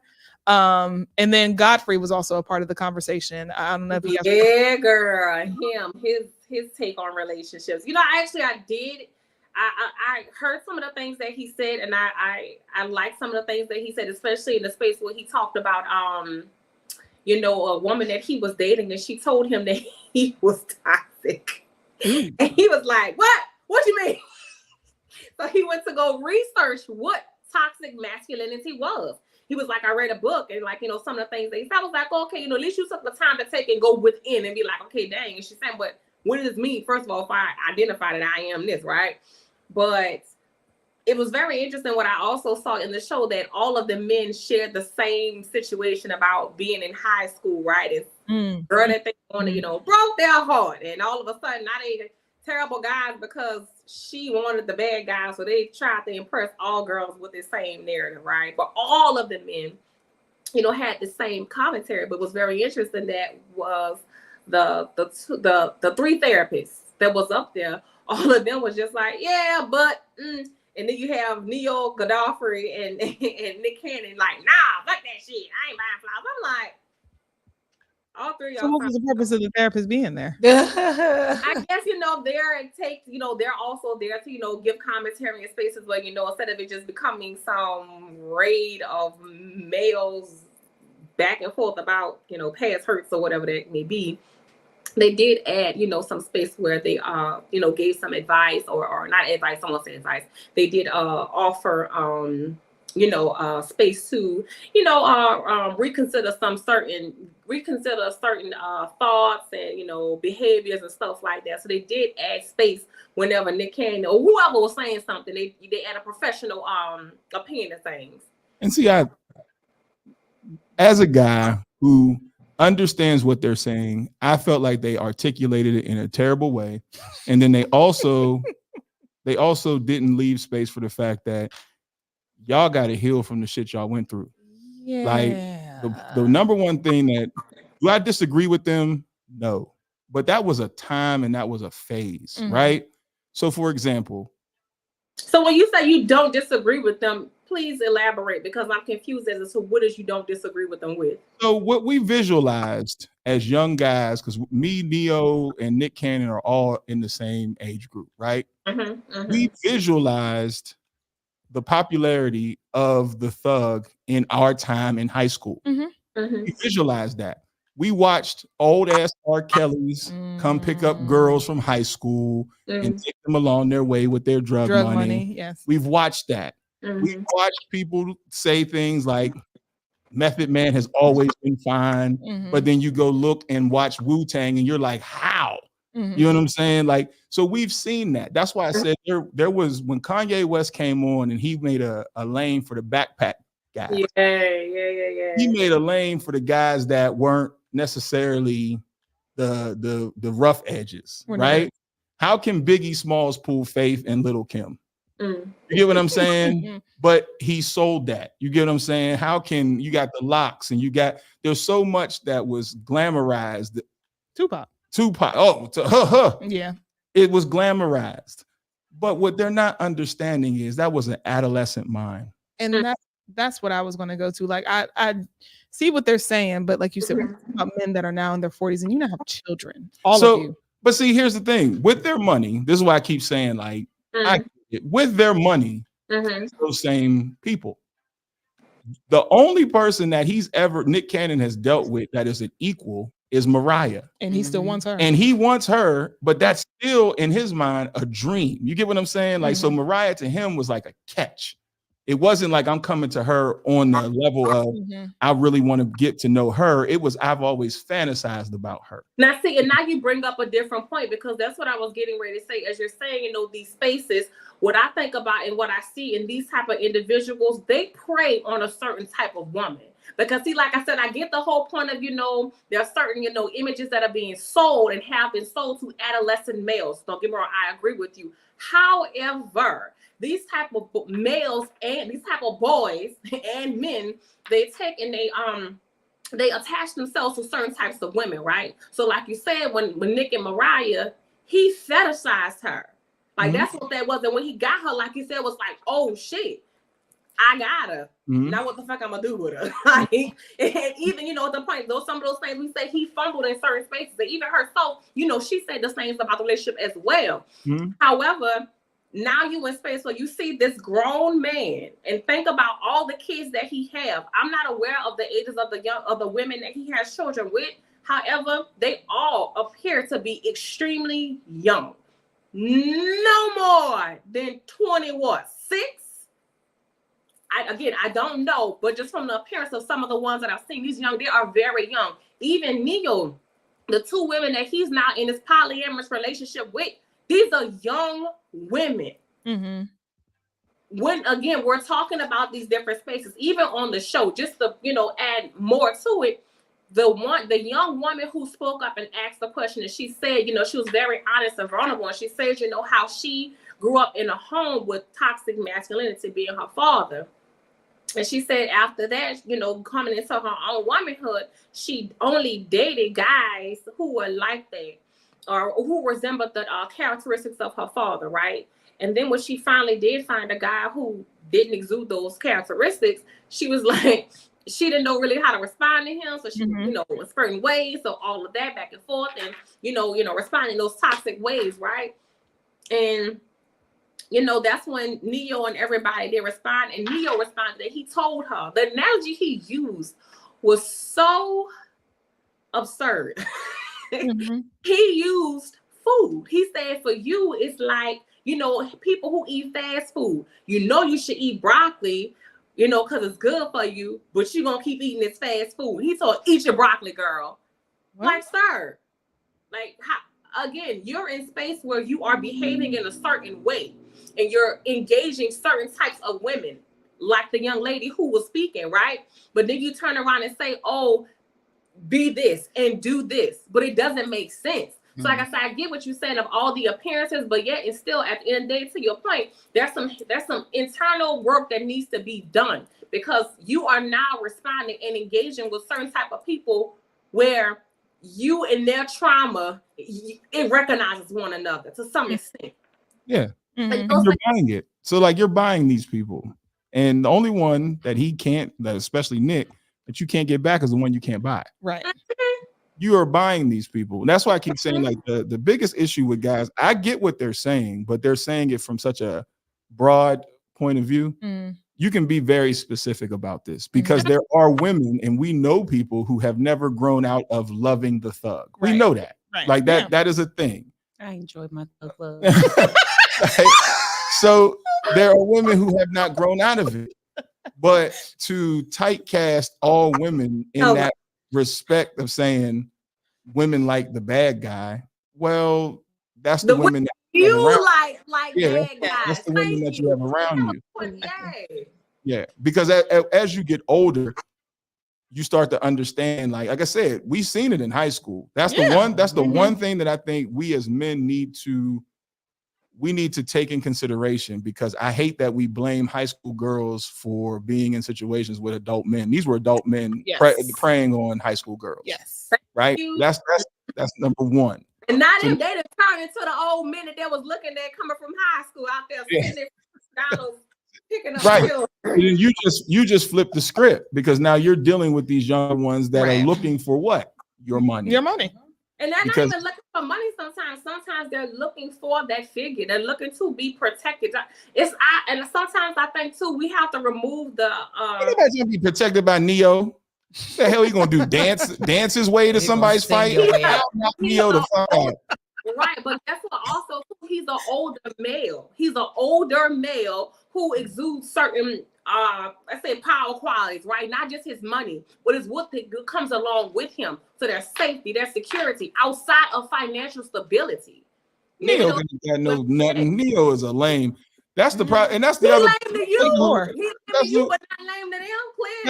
Let's look at that's the other part. Let's look at who the guys are that are talking. Like the issue that I see with Nick Cannon as well. He never ever gets men. 55. Who, Neo? Godfrey. Oh yeah, Godfrey's he's older. But Nick Cannon tends to talk to people like that don't have much thought behind their conversation. Like it's like always silly. And the one time that he had another podcast that he was working on, and he actually had the Minister Louis Farrakhan on there. And that was good. He checked him at least 11 times. You know what I'm saying? Because the issue that we have, even as like with men and the toxic side of men, you have to take accountability for how you're responding to what you see.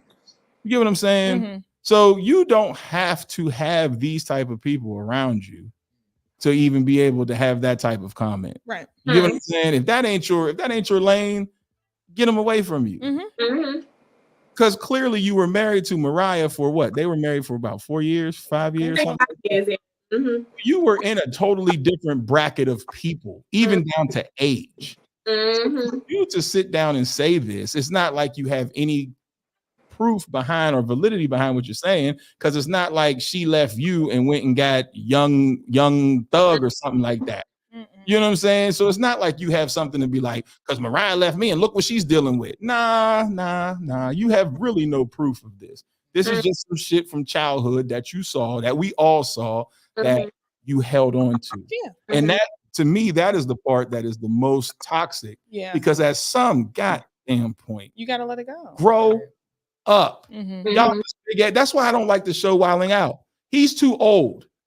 Pass it on to somebody else. It can still be your show. Yes. But pass it on to somebody else. You're too old to be wearing glittery ass Timberlands. Like, I'll say with the Timberlands. Because wait a minute now. Because let's talk about toxic. But what about the fact that he may be sticking to his lane? Like he's silly, he's goofy, and that's just who he is. Like, what else would Nick Cannon be doing? Nah. Executive producer. Yeah, you get to a point where you got to grow out of that. Like, that's who he is. Then you sit behind the camera, because you can't sit down and look like a fool, act like a fool, and then say, hey, these women like thugs and all that. Nigga, you're stupid. Because when are you going to grow up? You get what I'm saying? So then you're looking at it as a trait that the women who are this way haven't grown up or matured to a certain way. But we see you jumping around the stage with bubble jackets on inside of a studio, hot as hell, with a turban on. Sit your ass down. And that's the reason why men are so toxic, because other men aren't holding them accountable. Mm-hmm. And that is my next point exactly. So when you're talking about toxic masculinity, especially outside of women, what does that look like amongst one another? Because that's a toxic trait too. The fact that, oh, I know you doing wrong. I see I'm doing the same shit, but I know you doing this crazy shit. Or the fact that you may have grown up or you've leveled up in some type of way, right? And you're noticing some of these things in other men. And now all of a sudden it's like, are you not going to say anything? Are you not going to correct them when they're wrong? Especially when you see, Nick Cannon, because we're talking about Nick Cannon, but this, this gentleman who now has daughters, like, Mm-hmm. And so now we're in space where we're talking about, the next side of things. You're raising young girls to understand what it means to, be loved by a man, and to understand what it means to engage a man, and rather that's romantically or platonic or in workspaces, hell, at school.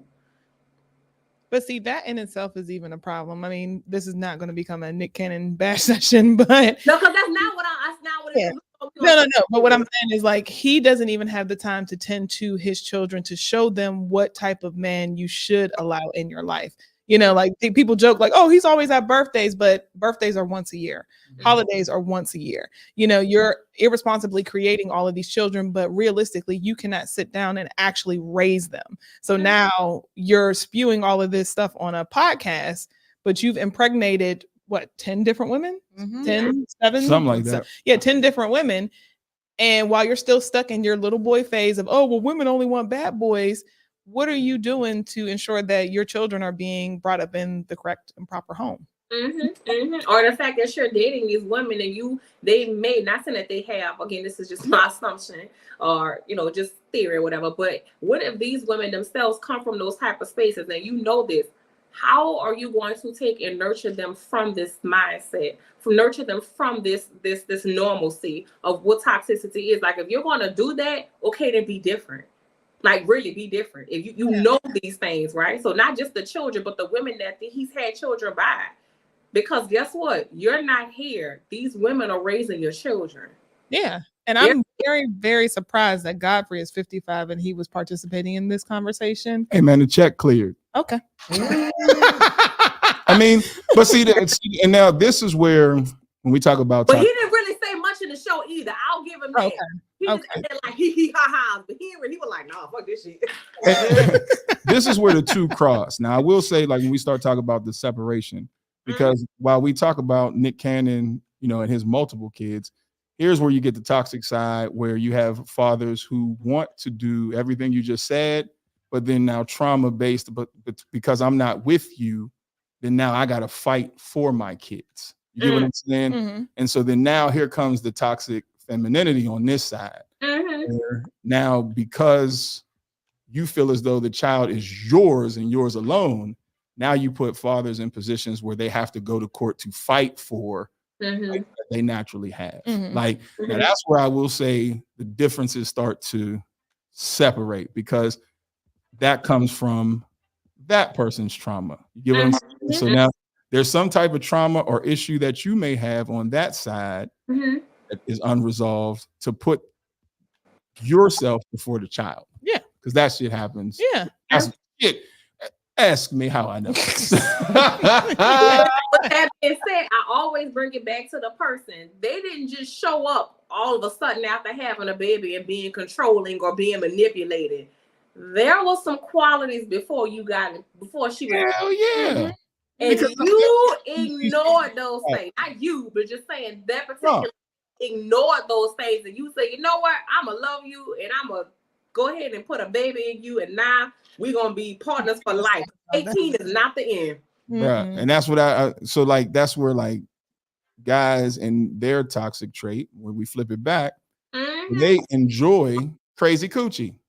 And that's exactly my next point. So really, with that being said, both masculine and femininity is toxicity sexy. Yes. Now, with that being said, I agree with you. It is, but now with that being said, how can this toxicity be healthy? It ain't. I disagree because everybody has, those little traits. But the thing about it is, are you whole as an individual with those particular traits? Like, don't get me wrong. Like, I don't want no crazy jealous person, but do be a little jealous behind me. Act like you want me. I'm like, see, and that's your shit. See, what did I tell you before we started this? Because me and you, we having some dropout shit. Then you'll come back like that motherfucker was right. That's your shit. Because at the end of the day, the one thing I will accept from you that you say all the time is you can't control someone's kinks. No. So I get the kinks. When we start talking about emotional shit over here, where it's just like, I like that shit because then that takes you back to weird ass Nick Cannon talking that silly shit that women have certain things that they find attractive that men naturally, we're not doing that. Like that jealous man shit or just that jealous person shit, that's a problem that you have. I should not elaborate then, because I don't want it to. What I'm saying by that is, everyone in a relationship, you want to feel wanted, right? And when I say jealous, I don't mean walk around like, where you going outside? No, like, oh damn, babe, you look cute or whatever. Like, who you going to see? Like moments like that. Not necessarily like I said, like full on, behaving in a certain way where it's problematic. So that's not what I said. That's what I mean by that. So especially where it can be healthy. So yes, like in space where you are emotionally mature and stable, right? So in spaces where you're behaving and you've done some work for yourself where you can engage in this particular space with somebody. But like I said, toxic. See, that's where that ain't toxic. That's still loving. When you talk about a toxic, especially with somebody that's carrying masculine energy, if they show that, that's one of them flags that what you just said, they showed it early. Then later on, you like, what the fuck is wrong with him? Like, now again, but it depends on the level of that. Because I'm pretty sure you walk around the house in that case, and like certain things that somebody may consider with that being said too, then can you say that toxicity can be subjective? Because somebody, you walk around the house with your person, like you might smack on the butt like that, babe, you look good, and it's cute, it's loving, but for somebody else, that can be a no. So when I think anything that anybody like, so if you, just like you said, if that person and you in that relationship have come across these things and y'all agree on it, then I think it's cool. I think toxic comes in when you've now gone past somebody's boundaries. Yeah, absolutely. That's where I think it becomes an issue. But then a lot of with masculine energy, a lot of that is your no is just no for right now. And that's where that gray area of this shit turns into, especially for men. Because you'll hear that there's a difference between stop and stop. Stop and stop. But then a toxic person takes that stop the same way, no matter what. Exactly. You see what I'm saying? Like we riding past that. Which is but I think also too, because the word toxic itself has so many different meanings at this point, right? Because toxic is what it means. It's something that's not okay, right? Whose language and ways, those words that are not okay, we've given them this nuance of some level of okay. So when we say toxic, there are certain things that there are certain ways of explaining that to your person as you're talking about it. Because like we're talking about in space where yes, toxic is what toxic is. But when we're saying can toxicity be sexy? Yes, it is sexy because it's the abnorm, right? Or it's the it has that nuance of danger, right? And we find those things attractive. But I do believe there is a healthy way of engaging these spaces. And what I mean by that, somebody that you full on know is toxic. It's like you got that person that say the best sex I ever had was somebody who wasn't shit. They was toxic as fuck, but you kept going back, right? Because there was something that you were attracted to, right? But in spaces where you're in a healthy relationship, assuming someone's in a healthy relationship, right? But there are certain things that, it could be playful, or it could be said playful as toxic in certain things that they do or how they behave. But like I said, knowing for a fact that you yourself are, you are who you are. And this person, they are who they are. We have a full understanding. And we're not in spaces where our behavior is impeding on each other's lives. That toxicity, right? But in spaces where just certain things, so like I said, the joke that I made about, I want a person a little jealous. Like I said, when I said that, I didn't mean in space where I want you asking me where I'm going 24/7 because I'm gonna run. Yeah, we know. I'm getting the hell on. We know. Shut up.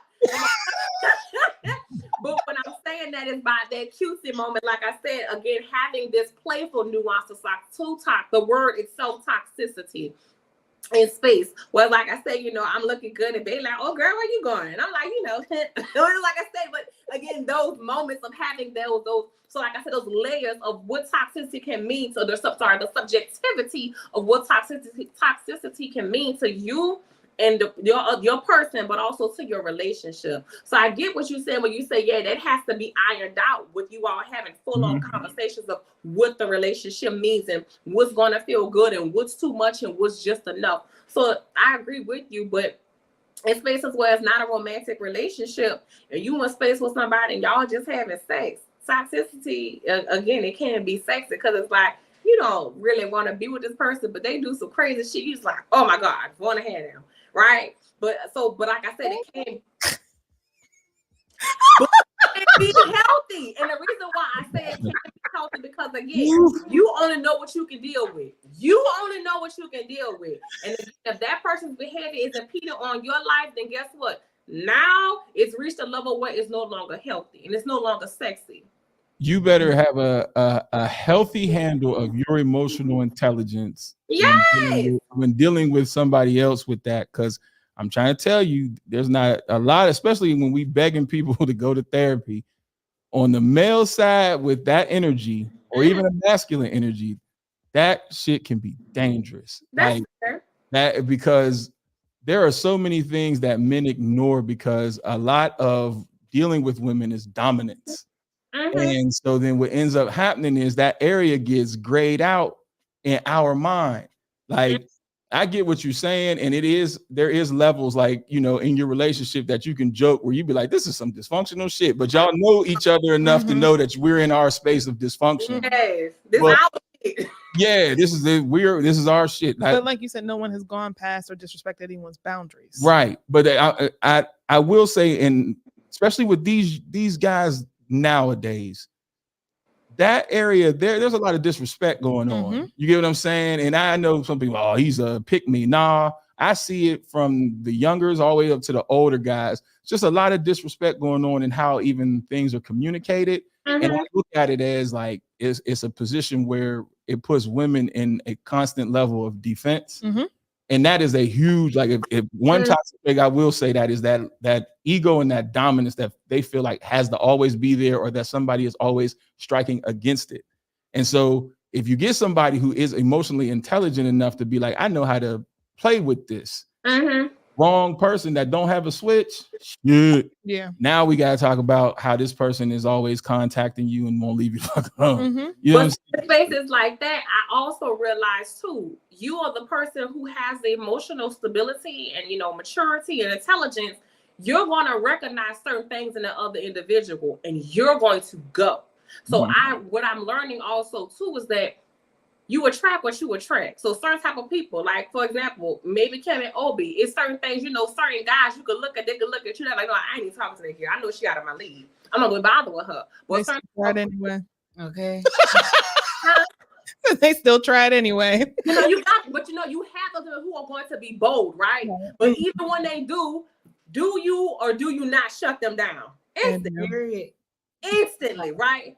Exactly. So again, so my point is, with that being said, these type of individuals who dwell in that gray area, they're only going to deal with certain types of women. And I'm going to say, rather you are in same-sex relationships or heterosexual relationships, you're only going to engage a certain type of woman, because somebody with emotional intelligence is going to require a whole lot of work to pull them out of that. It is, which is why people end up running. Like, you know what? I don't like haters. You get on my damn nerves, but I got to get the fuck. I got to go. I don't like this. It doesn't bother me. You bother in my spirit. You got to go. I'm the problem. I'll leave. Right. So so when I say I hear you and I agree with you, but I feel like there's also that too. Like I guess there is that gray area where those are individuals that's just who they are and how they operate. But they're not going to last long in a space with somebody who has emotional intelligence and emotional maturity and stability. They're just not, because they're going to be too uncomfortable. They're going to run because I can't control you. I can't do nothing with you. Yeah. Or be labeled as boring. I'll be boring. Shit. Fuck Or be labeled as high maintenance and mean. Yeah. and will love high maintenance. That is the quality. Because that person didn't take and bend to your will, right? So, like I said, I get that when it comes to talk. So, like I said, with that being said, back to my point, there is there could be a suggested healthy toxicity, which could be sexy. But again, everything goes back to self. I'm gonna always take and bring things back to self, because no matter what you do in life, it always starts with you. When you engage somebody, you've invited them into your life. So where are you and how are you going to engage that person? Really and truly. Can you really be in space with somebody who's toxic, or you know certain things about them toxic? But like, it may be, like I said, maybe there are certain things that you enjoy about this person. Okay, if you're going to do that, then do that. But once their behavior starts impeding on your life and you don't move in a certain way, again, it goes back to you. Okay, what are you going to do? Yeah, because like you said, like both of y'all said, after a while, sometimes things don't get cute, especially when you start healing or when you get to the point where you just don't want to deal with certain things anymore. Because I know on both sides, people be like, oh, I love the fact that they, like to pick fights, or they always got an attitude or whatever. But there comes a time when you don't want to deal with that. You just want to deal with someone who, hears you, who you can have a conversation with without all the confrontation. Right. You allowed that, and you thought that toxicity at one point was cute, where they're constantly being argumentative and just keep it going and keep going. And at one point, it may have led to like heated sex, whatever you want to call it. But now it's run its course. Now you're stuck with this person. That's who that person was to begin with, because they're just confrontational. They just like to argue. Like, I'm sorry, finish that thought, Kim. I missed out. I said, to me, that's absolutely insane. Yeah, and like even to your, but to your point, we're talking about celebrities. Let's talk about like, and again, we don't know these people. We only know what we see in, the media. But when you think about like Cardi B and Offset, all you hear is crazy stuff about their relationship. This woman literally said in a song, you gotta argue with him because he love a toxic bitch. Like, these are the things that are being said. So again, like, you're in these spaces consciously, like you're here, you want this. And again, both of these individuals were this particular way on their own before they came together. And you see where it led them. Now they're divorced. What again? She filed for the divorce. It hasn't second been time. Yeah. You see what I'm saying? But at the end of the day, guess what? Y'all were already like this all as individuals, and then y'all came together because y'all enjoyed this space. Now, okay, you know what? Clearly, this is no longer what I want, or this is what I can no longer manage this, right? And so when we say these things, like I said, back to my point is you engage the type of people that you can live out these behaviors with. You do. Like, you're not going to engage a certain type of person that you're not going to deal with. Like that can't give you those things that that you need at your core, right? You're not. And if you do, it's not going to last for so long, or they're only feeding a certain area. But once you pull there, you're on to the next. Well, like you said, even when we think about Tyler Perry and his movies, like you mentioned, they're not for people who are healed. But when you aren't healed, you enjoy it. And that's the same thing for toxicity. When you aren't healed, it's like, I love this. This shit is exciting. I love drama. I love to argue. I love to fight. I love all of this. But once you get tired of that bullshit, because life is kicking your ass, and you realize that you want and deserve better, and you see how peaceful being you ain't at got peace no more is, lawyer money. And you okay. That's me how I know. I'm getting over her. Come here, baby. Come here. You don't have any more fight left in you, then it's not cute anymore. Like that, I don't want this. But like you said, this person is now like, well, what do you mean you don't want this? We've been doing this for years. So now people got to go their separate ways, because I've moved on and you're still stuck being toxic, which is also really sad. Yeah, but guess what? At the end of the day, you did what you were supposed to do for self. When it comes to healthy relationships, it's you and your person. It's not always y'all, because in life, we're humans. The human experience is fickle as fuck. So with that being said, you're going to forever change, rather be for the good or rather be for the bad. But you are in your emotion. We're always in motion. If while you're growing, are you growing together or are you growing apart? Right. Yeah. And when I'm growing apart, I don't mean you as a unit growing apart, meaning you as the person you are today You was one way 5 years ago, hell, 5 months ago. Now you're this way right now in this moment. Can the current person you are, can I coexist with them? Because I might not like your current human experience. And guess what? In a space like that, can I stay? Or do I really need to leave? Because again, I'm moving in a certain way from my life. You're not. Maybe you're staying the same. Or maybe you are evolving, but in the opposite direction. Ew, yikes. So, spaces like that. And even when we're talking about that, I kind of want to switch shit a little bit because I do want to, tie in sex to this as well. This is sex on man. But, we're talking about toxicity and bringing it into the bedroom in spaces where like feminine toxicity, right? And you come into the bedroom and you have this expectation because you are not one with self. You don't know what you like and what pleases you and all of these different things. You have these expectations for this person to come into this bedroom and give you this life-changing experience. And when it doesn't happen, you end up in the chat. Mm-hmm. And you ain't shit, you can't this, you can't that. But yet it's still the conversation was, well, I didn't know I liked this, or I didn't know I needed this. And now it's something different. So you go from person to person with the same information. At some point, it's like, dang, it's you. And the same thing with guys, too. Like, you hear them going to the bedroom with certain ideas of you're supposed to take in this idea of just banging somebody's vulva out. First of all, leave my pussy how you found it. Okay. It was fine when you got here. Leave it a Leave my pussy how you found it. Leave her how you found her. Okay. And what I mean by this idea, you go in there, you bang it out and have a hooping and hollering, throw her head through the wall, like this level of aggression that's tied. Mm-hmm. That's tied to sex, but going back to, Kitty's point of this idea of dominance in these spaces, and yes, that is toxic and it can be healthy because some of us like a little aggression every now and then. It's not always required for pleasure. I'll say that too.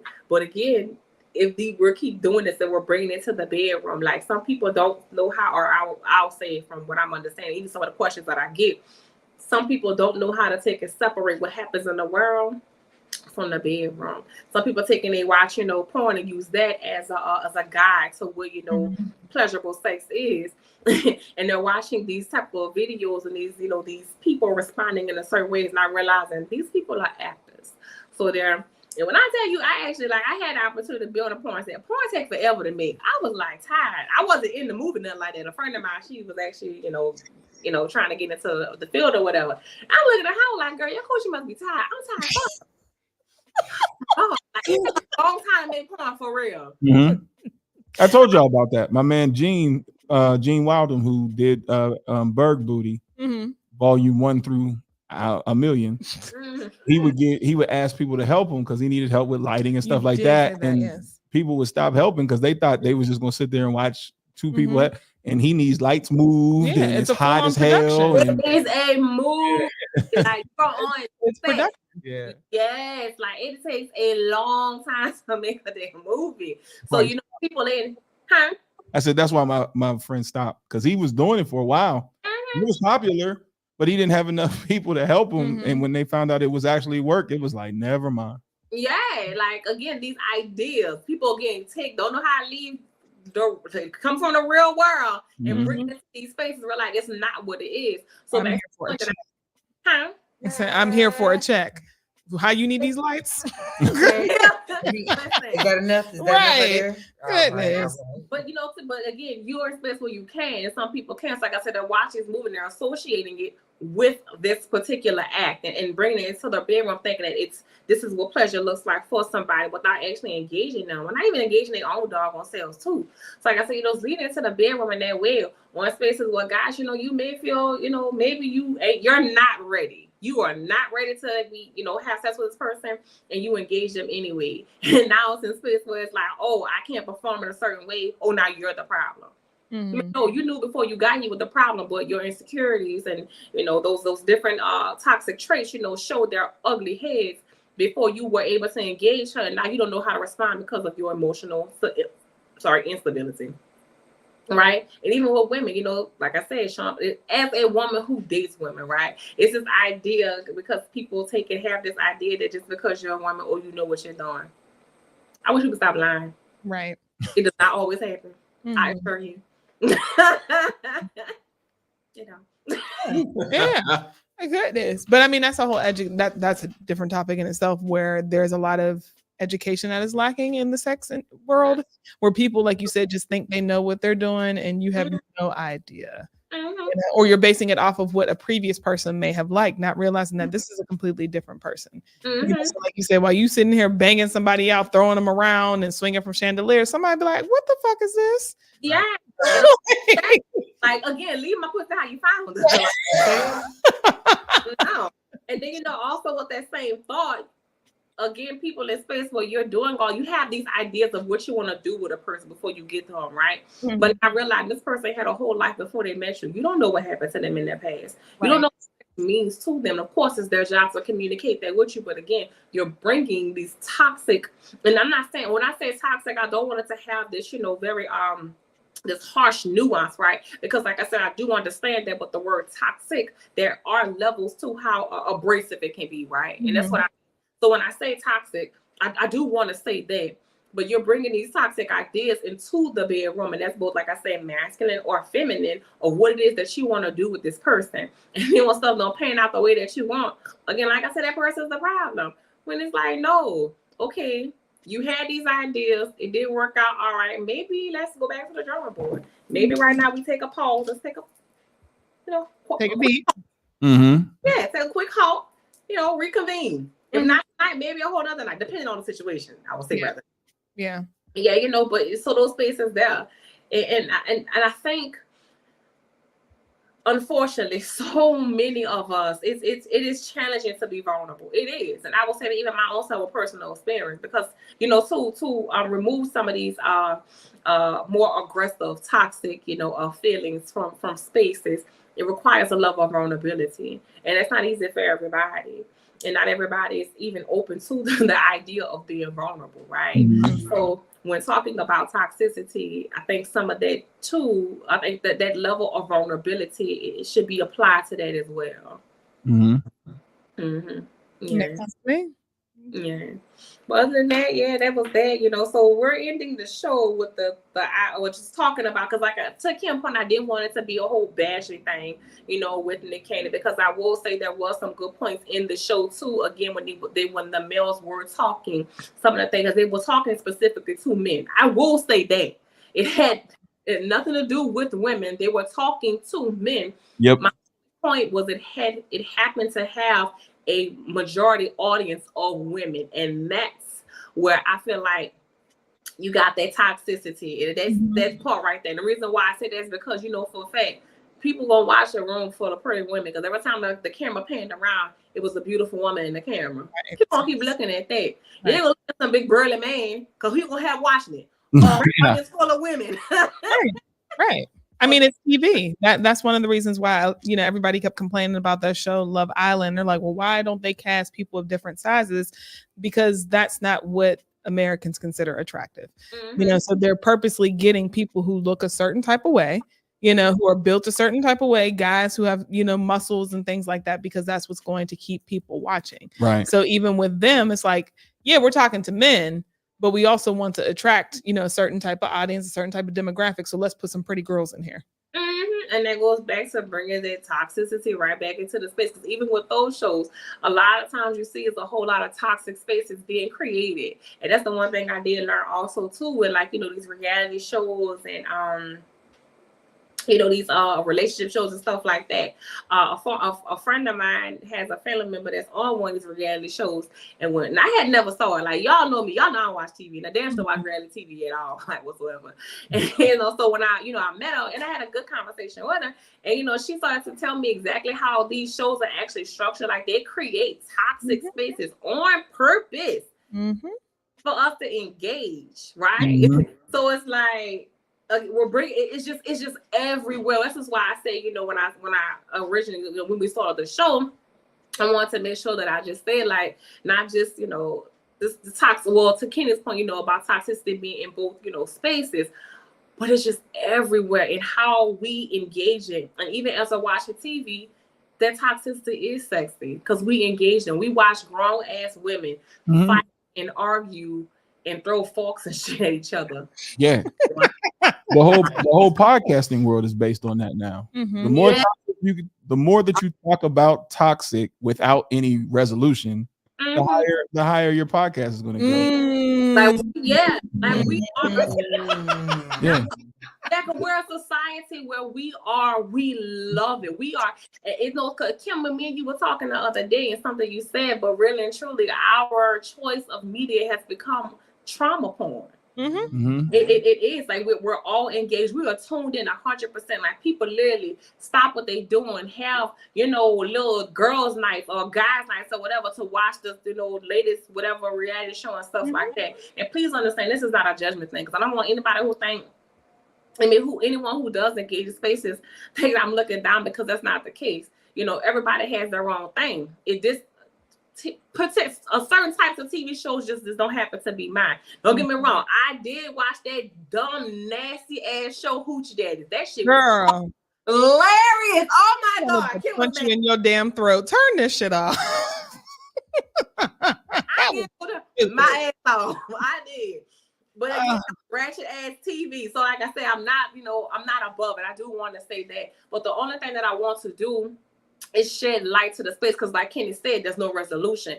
And I'm not looking for a resolution, because at the end of the day, people are going to people no matter what it is that you do.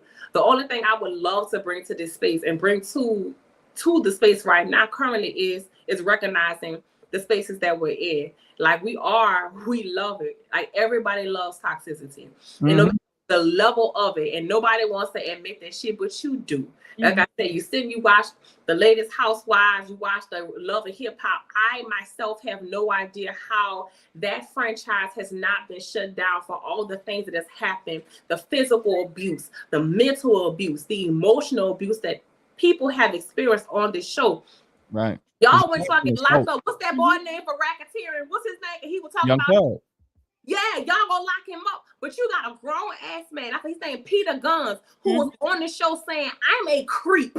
And had a young boy saying, I'm a creep. They call it the creep squad. You see what I'm saying? Like we have now idolized these levels of toxicity in relationships. And then we turn around and we take and blame each other about being a certain way. But we slowly and methodically have normalized these spaces. And not everybody walking around mad. I'm going to continue to say this, and this is just my theory. I believe that reality TV is the foundation. That was the blueprint for all the toxic shit that we have now accepted in society. I believe. I think 100%. We have slowly normalized all these things, and then we have people on podcasts hooping and hollering about what ain't right. But yeah, still you turn around, for example. What's that dude name that was up there?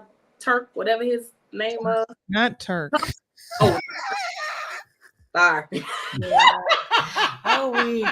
sorry. Well, Tuck. You know, that episode that I had, you know, with Yoni Brown. That beautiful episode I had with her, you know, and before she came on, and we were talking about the messy letter, some of the things that he was saying, I was thinking to myself, like, dang, sir, like, for real? Like, for real? And then to turn around and learn that you got a baby. Your baby gonna see this. They're gonna watch the stuff that you say. You're gonna sit at home and tell them what type of man you shouldn't be, but yet still you are out here spewing all of this. That's the argument that he and I have all the time. That's why I said I don't ever hold my tongue whenever I'm speaking about him, because I've already said it to him in reference to these men who have daughters, and you're talking to somebody who has 3. So whatever you put out there, it can come across them. You know what I'm saying? And my oldest watches the show and all that stuff like that. So then now you setting the table for what you find to be accepting. That's going to rub off on them one way or another. You know what I mean? And so that's going to be different. It's not going to be different. It's not. And and that's where, like I said, a lot of us right now, a lot of men need mentors and the right ones, not so much so the guys that, like you said, when I read Steve Harvey's book and all that stuff, like I'm like, come on now, he can come from a space where I did these things wrong. This is where you can change, but don't make it like you a guru because you did do those things wrong multiple times. You know what I'm saying? Like you ain't on marriage 2, you on marriage 3. Am I correct? So it's like, the validity of that causes me to be like, I don't know, bruh. You know what I'm saying? And even like I wanted it to be one of the topics because who was that? The Judge Mathis after 39 years. Now you done sat on that bench and talked shit on everybody who's came through there, and your wife filed for divorce. So what was your ass doing? Were you smoking crack? Because that's what you told us. Smoking crack. Were you smoking crack, sir? Because you got to be careful about what you're putting out here. And I think, like you said, right now, it is that whole tonight's conversation that is like sweeping everywhere, where they just talk about issues and it's a card game and all that. That is great for everybody to talk about, but there is no therapy behind it. People are being extremely vulnerable. Y'all are selling their vulnerabilities because these people's faces are out here, and it's just like, keep feeding it more, and it's a monster. It is. And I believe that, like you said, there are levels to it because some people can handle more than others. But I do believe that we have lost the balance because toxic shit ain't new. It's just now, it's just like somebody pouring Kool-Aid into a big ass bucket. Like it's just nonstop.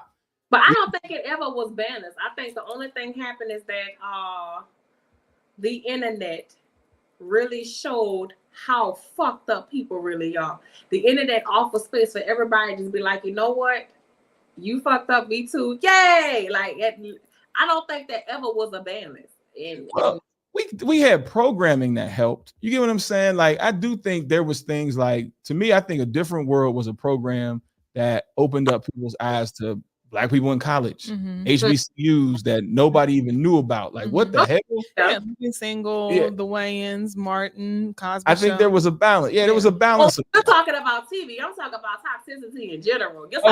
I'm saying like our social media and the phone took over TV so much that now people watch their phone more than they watch their TV. And the people on social media are now on TV. Yeah, and then you take the people that are on social media and put them on the same bullshit on TV, and you're promoting the behaviors that they've shown to where it's like, it ain't never about, it's just always on. That shit is all, you want to find something dysfunctional that fits whatever is going on in your mind that you may need help with, bang, you can find it. At any given time. You know what I'm saying? This shit never shuts off. Like, I agree with you wholeheartedly. And I would implore that people would start taking accountability for if things are going wrong in your life. Start taking accountability for what you are accepting into it. So that you can start to make some changes about some things. You know what I'm saying? And I ain't trying to be super duper preachy dude, but like you said, it's so much and it hurts the way we all interact with one another because we are so worried about other people's fucking business. And and that bothers me. Like that's where my thing is, and I'll say it and I'll say it and say it again. For somebody to care about who you loving, sucking, touching, and all that stuff, you have a problem. That is not my issue on who you decide to love, sleep with, whatever you do when you shut that door. It's not my problem. But to inject yourself in other people's life to feel like you need to state your opinion, to me, I think that's toxic. Like nobody asked you. You can always keep moving, keep scrolling, or just simply just ignore. But people always feel like they want to inject themselves in somebody else's shit. But again, that's that toxicity. No matter what you say or how you frame it, that is toxicity. And again, we are a society where now it is normal. It's okay, and we love it. So, like I said, back to my point, I'll be honest, I don't have a solution to offer. The only thing that I offer in this space and always is being able to recognize the spaces that you're in and being like to Kenny's point, acknowledging that that's what you like this shit. Like for real, you watch all this reality TV and all this craziness on TV, tell the truth and say you like it. You can't watch I don't want a toxic person, but yet still you tune in every Sunday or every Tuesday, whatever come out faithfully and watch that shit. No, you do enjoy it, but there's a certain level that you enjoy. But be honest about your shit and realize that sometimes some of these people you do engage because you like it, which is why you're watching some of this shit. Right. And like I said, I promise you, I mean this from the bottom of my heart. It's not a judgment space. It's just one of those things recognizing, really and truly recognizing these spaces and realizing that there are things that we have to do. And even those of us who are parents, being mindful, because again, you can't hide stuff from your kids. Like you really can't, especially as they become older. Like really, we have to be honest about how technology is growing. It is growing. It's growing quicker than us. And our children, those who have children now, they're growing up with it. So they're going to be a little more advanced than we are. And yes, it's our job as parents to be, diligent in these spaces. But however, being able to understand that they're going to indulge and not indulge, they're going to indulge in this toxicity. They are, because they deal with it every day, all day. Right. They're going to indulge in it. But guess what? You have to engage your child and have them engage your child and give them an understanding of what toxicity could be and what it looks like when it's healthy and when it's unhealthy. And having a full understanding of toxicity, because we cannot get rid of the word itself or what the actual definition is. However, like language does in life, it grows with us. So you're going to have to, again, grow with that and have, give your kids that understanding. And not even just your kids, but yourself and your friends and your family.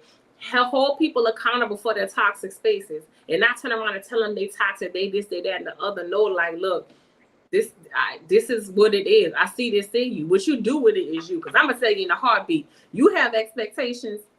I can't meet them. I can't meet them. That is my saying. It is. But however, what I can tell you is this here. This is what I have the capacity for.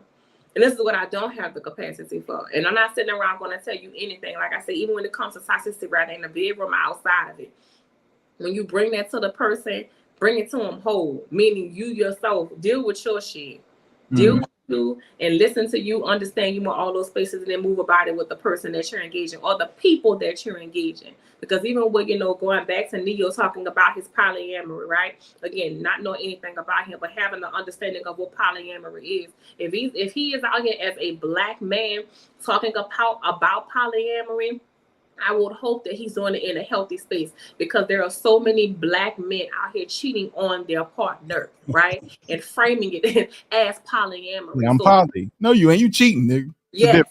Yes, you are. She don't know you poly. Exactly.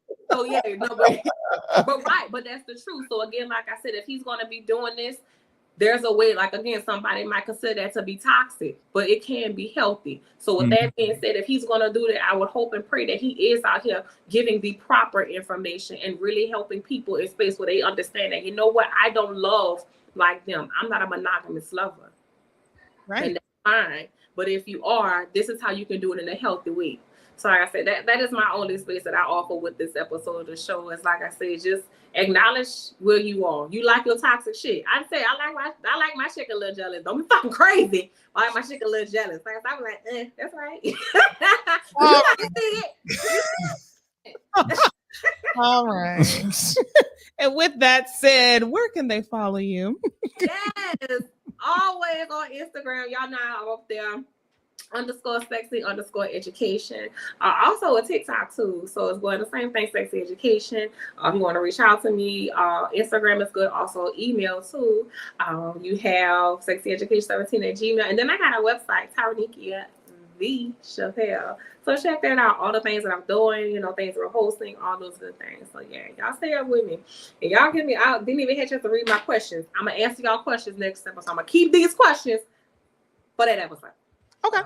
Yeah. Sounds good.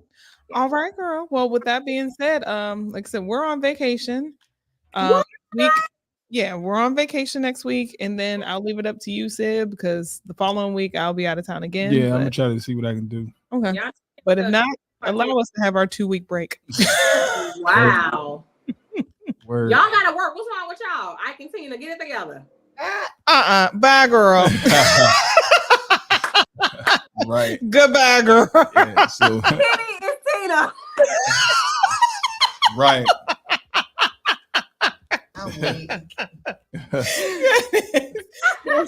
Of course, we love y'all. We appreciate y'all. And You know, we follow us on everything TDS. There we And go go. listen to the music at tdsradio.com. boom.